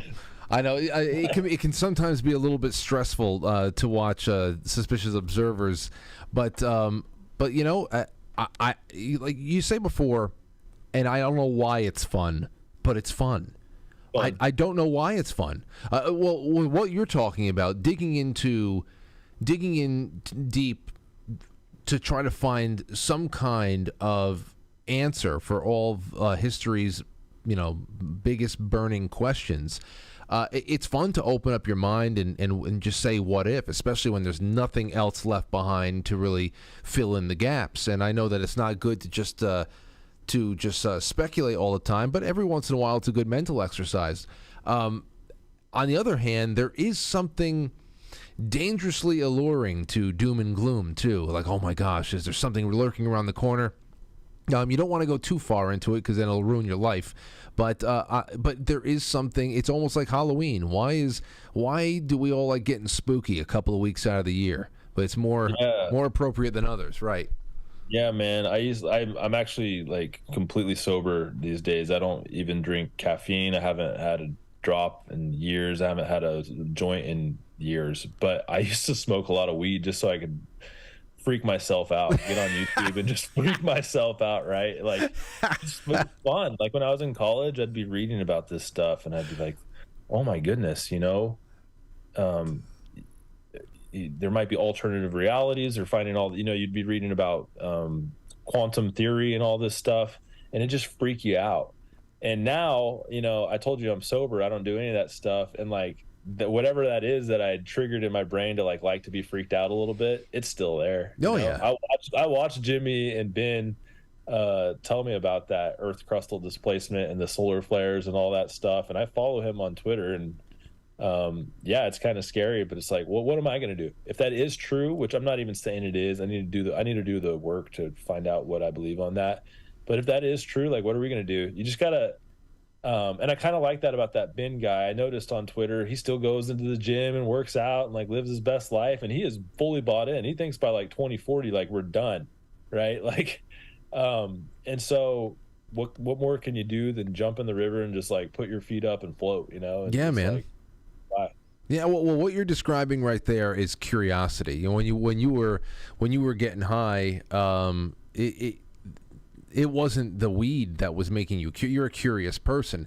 The only thing is that once you are starting to do some research sober, and you're feeding that curiosity, what you will do is you will find yourself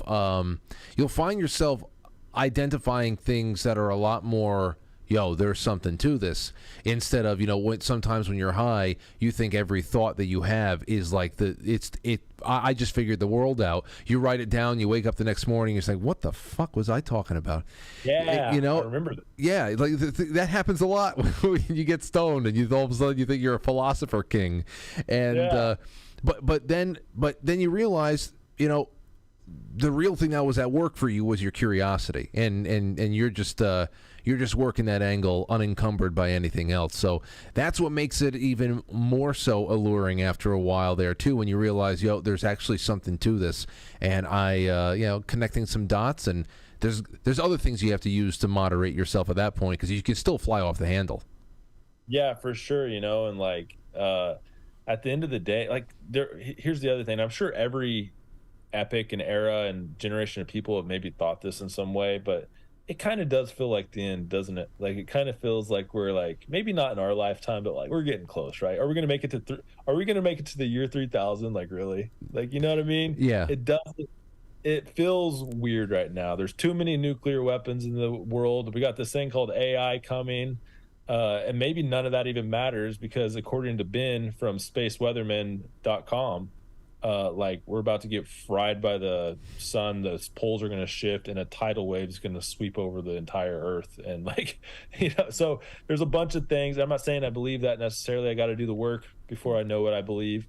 But what can you do? Praise God, right? Like, Praise that's God. all you can do. So, well, Will, this has been a great time hanging out with you, man, and I'm sure it's going to be the first of many. And please let everybody know, I actually just got a message from my studio, my network's executive producer, Abe, and he just said that tonight's Rabbit Hole Wednesdays on QuiteFrankly.tv will do the Incredible History Enigmatic North American series.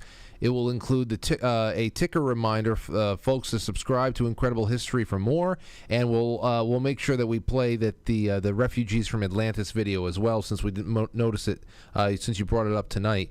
But aside from that, we'll let everybody know what the best place is to go and find you, follow you. I have your link tree hyperlink in the description of this episode, so there's that. But what do you prefer people go to right now? Yeah, go check me out on YouTube, Instagram, and Twitter. At Incred History on all of them is my tag. My name is Incredible History. My name is, personally, I'm Will. I'm from Kansas, and I'm the one-man show at Incredible History. So go check that out. YouTube is where my longer form content is. Twitter, you can see some of my daily musings that are going on inside my head. I don't know if musings is a word, but Instagram, I'm popping out some reels, and on YouTube as well, little 1-minute reels that are kind of fun. I got several of those. I've been doing 3 or 4 of those a week, so go check those out. Well, you're doing great, man, and I'm glad that we got you on, and we'll talk next time.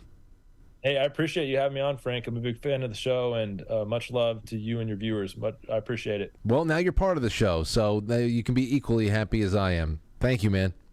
Anytime. Take care. There you go. There is Will from Incredible History. It is 8:34. We'll take a really quick break. just the intermission. Come back, super chats, calls, and we'll wrap this one up. Wednesday is almost in the books. Be right back. It's intermission time, folks. Time out to press the like button. Thank you. Ladies and gentlemen. Now entering, quite frankly. Quite frankly. Quite frankly. Quite frankly. Quite frankly.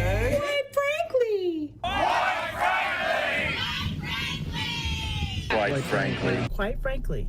Quite frankly. Quite frankly. Quite frankly. Quite frankly. Quite frankly. Quite frankly. Quite frankly. We all support, quite frankly. Not quite. Quite frankly. Let's go, Brandon. Quite frankly, in Roma, Italia. Quite frankly. You going on Frank's show tonight? I want to get a Coke. Can I get a Coke?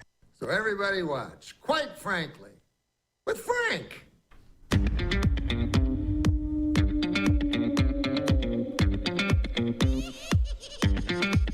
Quite frankly.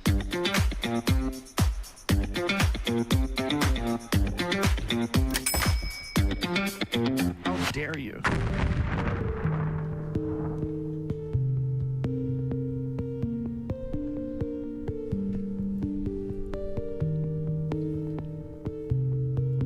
We are back.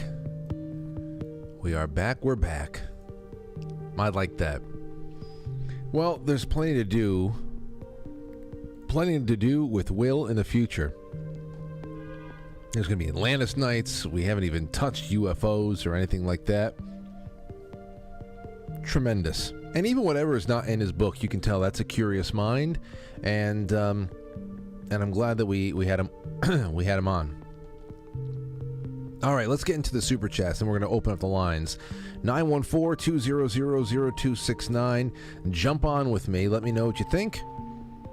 There's really been only one topic tonight, so try to keep it on there. Let me know what you're thinking about. Have you ever been to an ancient site? Have you ever come to a conclusion, startling conclusion about human origins or anything like that? Just anything that has been inspired, any remembrance or experience that's been inspired by tonight's topic, please, by all means, join us. And we're going to have a little bit of a marathon of Incredible History videos on Rabbit Hole Wednesday right after this. Jay Britt says, "Hey Frank, I really like Will. Get him back. You're the best." Wow. Thank you, Jay. What a very generous tip right there. And thank you, Will, again, for coming on. Don't worry, he'll be back. We'll figure it all out. Katie Sky. What's going on, Katie? Says, "Hi, Frank and Franklies. Just saying hi." Well, I'm glad you stopped by. Adam W. Adam says, "All of my phone's government notifications were off, and I still got the emergency warning today. Only two things will fix this invasion of privacy: tar and feathers. P.S. Taxation is theft." You're right, taxation is theft. And I don't know why anybody thought putting their phone off or in a Faraday cage was going to stop the message from coming in. Haven't you turned your phone off, any phone that you've owned over the last 20 years, and then turned it back on? What happens? You get notifications for every Nextel message, every text, all the messages that came through on your beeper. I mean, it was going to be waiting for you. So I don't know what everybody was trying to avoid. I know that there's quite a few people that got the emergency broadcast system text message in different languages. You know, which language did you get? We've got speaking of Tower of Babel, we've got a Tower of Babel thing going on right now in this country, all by design. So I'm not shocked that everyone is getting foreign languages and stuff. That would be my luck. Imagine that this was all legitimate and there is a real emergency one day and the feds send me a warning in Swahili because their diversity program went crazy. The DEI the DEI protocols, they just went nuts. There was an actual emergency and everybody got a message in Swahili. I can see that happening. Stowe Stoop says, excellent guest tonight, Frank, as is the usual with Quite Frankly. Thank you, sir. Great hump day. Thank you, Christos. Jay Dietrich says, hey, Frank, just a reminder to all the callers to mute the bloody stream, turn off the speakerphone, put your damn mouths close to the receiver so my favorite show host can understand y'all. I'll donate more often to remind everyone. Love the show, buddy. Thank you, Jay. Jay Dietrich. That's very nice of you. Yes, if you do call in, the number's on the screen. Call in. Remember what Jay Dietrich just said. For the love of God. Hello, Kitty. SKS says, hi, quite frankly, I just wanted to let you know I received 3 Amber Alerts from the elusive FEMA emergency broadcast today. WTF. Since when does FEMA do Amber Alerts? Amber Alerts? An actual Amber Alert, or are you just calling the EMS test today an Amber Alert? Because I get Amber Alerts from time to time as well, but I thought those are all state generated, and I never saw FEMA attached to that. Hold on, let me see. Does FEMA do barbecues Amber Alerts? An emergency alert test today sounded on all U.S. cell phones, TV, and radio. FEMA's National Emergency Alert System test. That was FEMA. But, okay, I'm going to just put FEMA Amber Alerts. Why hundreds of millions of people just got a FEMA National? No. Well, nothing's bouncing back right now. I don't think I ever remember FEMA being part of an Amber Alert locally. So, but after today, and this is not the first test too. I mean, they tested a emergency alert system text message thing under the Trump administration. So, Smitty says, congratulations to the Texas Rangers on their playoff series win against the Tampa Bay Rays. Oh, did they go through? Did they push through? Good. To hell with the Rays. Good for the Texas Rangers. Good for the Texas Rangers. All right, let's see. What else do we have here? A national alert. This was sent to me. This is from AK. This is from AK in the Gilded chat room. FEMA is part of that test. Amber Alert is only for missing children. Okay, yeah, no, Amber Alerts for missing that's what I'm saying. I did not know, I never saw FEMA as being part of Amber Alerts. I thought that was more state-generated. But as far as the national alert, I got that today. Lauren and I got it at the same time. So, 914-200-0269. You let me know what you think about that. We did Expanding Earth Theory tonight. Here's a little something I grabbed. It's, Apalachicola bluffs and ravines. This is down in Florida. The Garden of Eden is one of the best known parts of the book of Genesis. After he created the heavens and the earth, the plants and the animals, God created man. The first man was named Adam. And as a place for him to live, God created a magnificent garden. The Garden of Eden was watered by a river that flowered from 4 headwaters. One of these came from the land where there was gold. The second wound through the land of Cush. The third was the Tigris. The fourth was the Euphrates. Because God did not think it was good for Adam to be lonely, he created a woman named Eve to live in the garden as well. Adam was warned, however, that he was not to eat from the tree of knowledge of good and evil. If he did, he would die. What happens next is well known, but it has long been assumed that the Garden of Eden was somewhere in modern-day Iraq.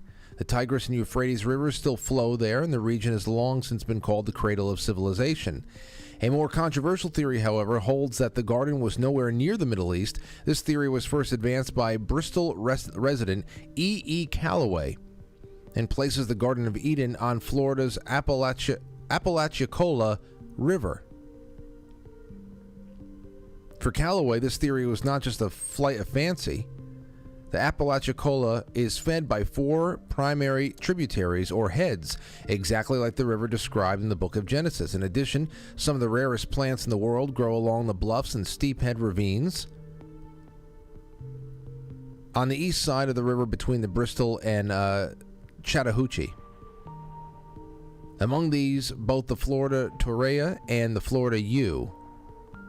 The torreya was officially discovered by the botanist Hardy Bryan Croom during the 1820s and named for Dr. John Torrey, a famed naturalist of the time. Locals have long called the stinking cedar, for the strong odor it emits when it is bruised. They also believe is the famed gopher wood from which Noah built the ark. This legend, of course, added strength to Callaway's theory that he had found the Garden of Eden in Florida. So, the site identified by E.E. Callaway as the Garden of Eden is protected today as a part of the Nature Conservancy's Apalachicola Bluffs and Ravines Preserve, accessible via Garden of Eden Road. The preserve has paid tribute to the local legend by labeling a primary trail leading through the site as the Garden of Eden Trail.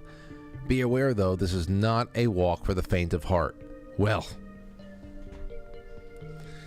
so as far as the Missouri thing, it could be the Mormons. That sounds like it makes some logical sense. They'd be the one who did it. This is from Jimmy Corsetti today, speaking of connectivity of the entire world and some kind of shared knowledge or maybe even consciousness. Take a look at this. He put out the question. He said, coincidence or lost ancient global connection? And here's a side-by-side of a ziggurat-like structure in Cambodia compared to Guatemala. And then again, Cambodia and Central America. Cambodia and Mexico. You can say it's not out of question that pyramid-like, step pyramid-like figures and things will be put together like this, but interesting to think about. And maybe one day we'll be able to expand on that with someone like Jimmy on the air. I would love to do a round table and just sit back and hear everybody duke it out. That'd be wonderful, right? Okay. All right, over on Foxhole, Robert Sarnes, thank you.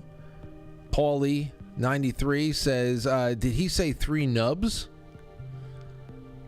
Yes, nubs. I know everybody got a little bit aroused when we were talking about the nubs there for a little bit, especially the D-Live chat and their obsession with nipples. Sean Joe, thank you. Boys Blanc, thank you. And Doug Simmy says, great guest, Frank. I'm glad everybody liked it. I want you all to like it. Here is one on the Rockfin. This one is from Janet Pettiton. What's going on, Janet? Janet says, hey, Frank, my 10-year-old son, his name is Ethan Valentino Brown. What a badass name. Ethan Valentino Brown. And we watch your show almost every day. Ethan, I'm so sorry. The things that come out of my mouth sometimes. I always try to keep people like you in mind, young Ethan. Frank, I write myself notes, handwritten and otherwise. Be good. Be good. Be Uncle Frank. Think about all the little Ethans out there who need a role model. and sometimes I lose control. Anyway, my 10-year-old son is here with me. We watch your show almost every day. He doesn't believe that you could ever give him a shout-out, so I just thought I'd try. God bless. Are you kidding me? Try and you shall receive. It's so great to have you both out there, and cheers to both Janet and little Ethan. Well, not so little anymore. 10, I mean, that's it. There's no going back. There's no more single digits. It's only double digits. And God bless you if you make it to triple. So, good to hear from you. I hope you guys stick around. And email anytime, Ethan. You ever need any advice or whatever? Obviously, you have your parents. You have your family, your friends. But I should do a little bit of like a Dear Abby. Dear Frankly. I should do a Dear Frankly bit. I did that in the past. And in fact, that is what the in many respects, that is what the mailbag, the $10 a month mailbag tiers across Patreon and Subscribestar were really all about. Mailbag, getting questions in. Now, I always go on there periodically and tell people, if you're at the $10 mailbag tier, please submit questions to the show, topics, advice. I love giving advice for, especially to hypothetical situations. Give me hypothetical situations. I want to work my way through it. A lot of fun doing that. All right, let's get on over to Rumble. 925 Wild G says there are many time zones now. God can't have the Garden of Eden in a separate time standard. No, I don't know. Yeah, you're right. If the Earth is expanding, then at one point everything was in one time zone, and I can see how that made it a lot easier for God. And now you have, like, how many time zones? 30? Jay Semo says another great show. Thanks, Frank. Well, thank you. Larkstar says, Frank, I got the hardback of this book when you retweeted it. So glad that I did. I love this conversation. And some say maybe a good choice for the book club. You're the best. Host on nightly. Well, thank you. Thank you. Much love. Let's take a call. 360, you're on the air. Who's this? This is Allison in Idaho. Hey, what's going on, Allison? Well, I've been watching you forever, and I love this EBS comment and the whole commentary in general. I was at a restaurant today after I'd had my hair done and notified everybody that this was a huge deal in the conspiracy world. Yeah. And I kind of got laughing about it because the waiter disappeared behind the back. Really nice restaurant. And the time hits, and all these phones go off, and all these boomers are just perplexed. And everyone in the wait staff is in the back cheering. Cheering? I just got such a hoot out of it. You know, it's funny because for as many, I love that you bring this up, because when you think about it, for as many people that we know who are digging into what this may trigger and what this may be all be about, how is it going to be used going forward? Obviously, we don't trust anything that the government puts together. So we're thinking about it that way. But the vast majority of people were taken so by surprise today, and we're wondering, what the hell is this? And then they squirreled it away, and it's just a weird thing that happened to them today. You know, it's we were probably some of the only people on the planet who were sitting there with bated breath, counting down to 2:00. Well, based on the sound in the back of this restaurant, we were not the few. Okay, there were many people that were in on it. So they're waking up. I want to know. I want to know about what was going on in that. You said it was in the kitchen. Yeah, well, the kitchen and the wait staff, you know, they kind of have the area where they make up napkins. And, yeah, we were very close to the kitchen and the wait staff. And it was like night and day. We're looking at a group of more elderly, upper class. It's downtown. And all of a sudden, all these people, these older people, are pulling up their phones and looking terrified.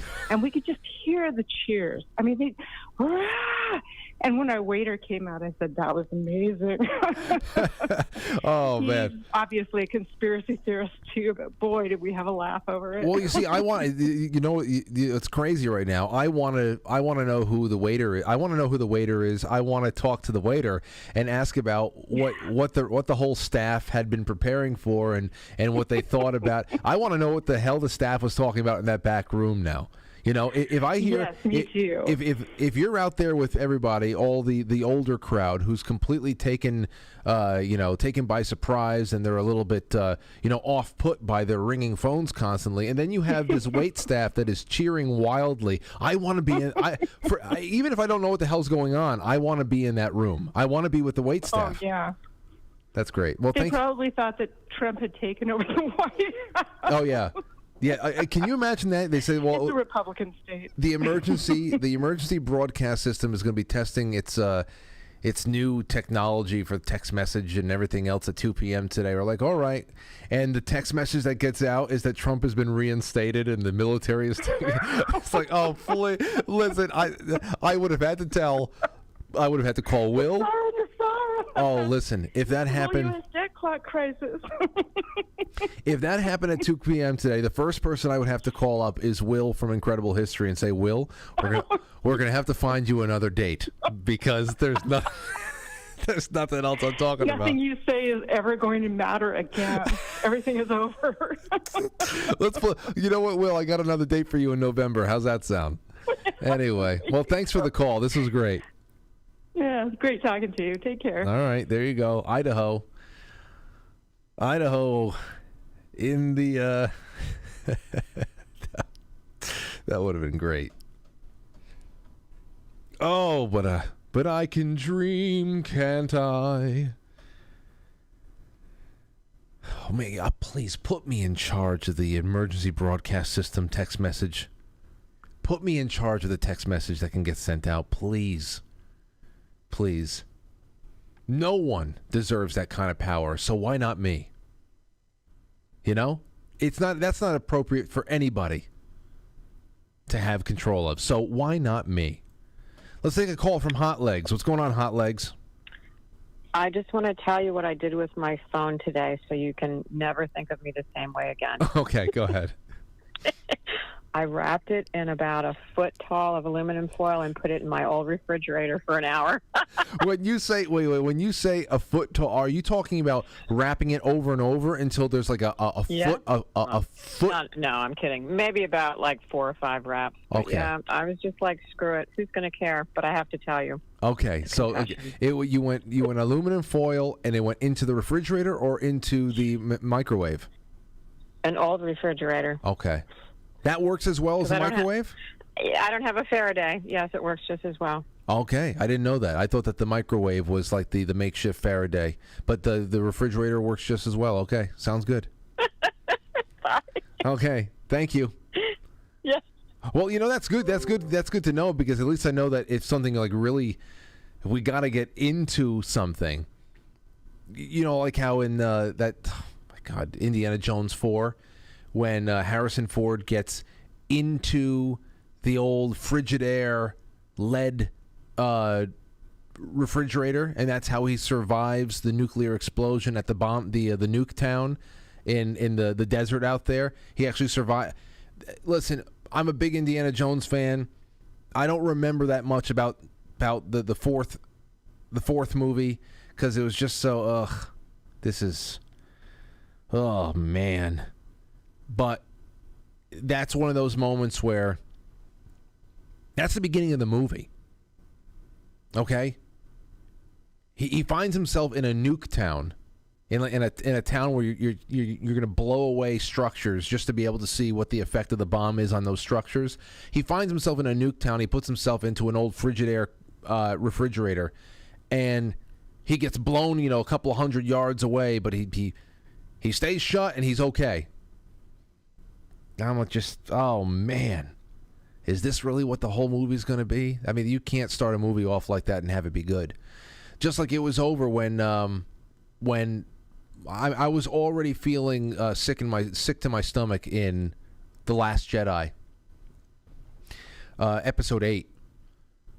Episode 7, I know it was carbon copied. You can tell that there's the fan service, but there was opportunity for Disney to do something with what they built in episode 7. But episode 8, it was starting off not good, and then Princess Leia flies through space like Mary Poppins, and we all looked at each other. And we started laughing, and that was it. Star Wars died. Dead on arrival. Why do I say this? Well, I don't know. Hot Legs brought up refrigerators, and I started thinking about how I'll stuff my whole family into a refrigerator if a bomb goes off. That's really what it comes down to. Everybody get in. Everybody get in quick. All right, that's all. Thank you, ladies and gentlemen. It's been great to have you along for the ride. And tomorrow is Thursday. We have Kim Russo on. We're going to be doing another deep dive, this time into the world of a psychic medium, what she does every day, where the world is going, how she sees anything. I want to talk about that kind of foresight, that clairvoyance. So that's what we have. The Sentinel, 2 more things over here. I'm sorry, 3 more things. Hello Kitty says, hey, Amber Alerts are the state. At 2:20 today, I received 3 Amber Alerts from Atlanta with different descriptions of cars, license plate, and child descriptions, etc. Oh, okay. Well, okay. That makes sense. So that was just happening by you. I haven't had an Amber Alert in a while, but I understand. I get what you're saying now. That's not FEMA, though. I'm pretty sure that's not FEMA. The Sentinel from Theta says, great show, Frank. Oh, poor Theta. Loved your guest, Will, a fellow Jayhawker. Remember, sometimes a test of the EBS is just a test. Have a great week, and I miss Theta. It was a nice place. Did they shut it all down yet? I kind of jumped off because I didn't want to be there for the day that they shut it down because it was really sad. But anyway, Jay Britt's another wonderful contribution to the show. Says, Frank, I have been hearing the name Stowstube since I started following. Here is a tribute to Stowstube. He's the real deal. He is. He is. And I never take people like Stowstube, and there's many out there who keep the show running and subscribe monthly, and they send tips, and they send wonderful greetings and so much support. This is how the new media is going to grow, and I never take them for granted. It only humbles me, and sometimes it's really stressful because I just want to get better. Always perfectionism, and it's driven by the people I feel indebted to. And that's why I always say, please, ladies and gentlemen, become a sponsor. Become a sponsor because my gratitude only grows. That's it for tonight. I'll see you tomorrow, 7 o'clock. Should be another good time, and I can't wait to have every last one of you here. Remember, on QuiteFrankly.tv, we have Rabbit Hole Wednesdays about to kick off. That is going to feature a lot of Will's work, incredible history, things that you've heard just tonight. You'll be able to get expanded on. And it's pretty much a glimpse into They are actual chapters of the book being brought to life, and he's laying it all out there for you guys and gals in the case that the book is not something that you can buy right now. But I would put it on your Christmas wish list for somebody that you know would appreciate it. 'Tis the season after all. Anyway, tomorrow's another day. Thank you so much for tonight. I'll catch you on the flip side.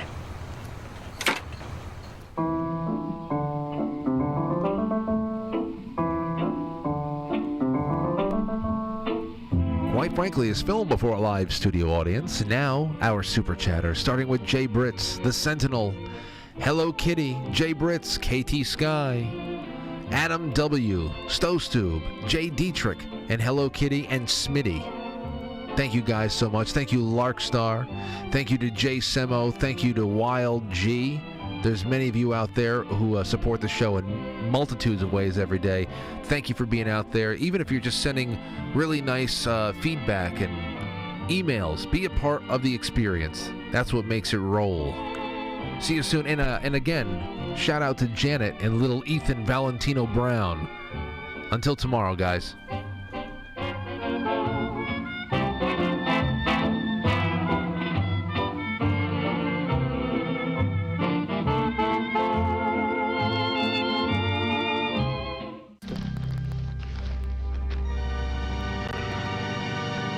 Happy birthday, Billy.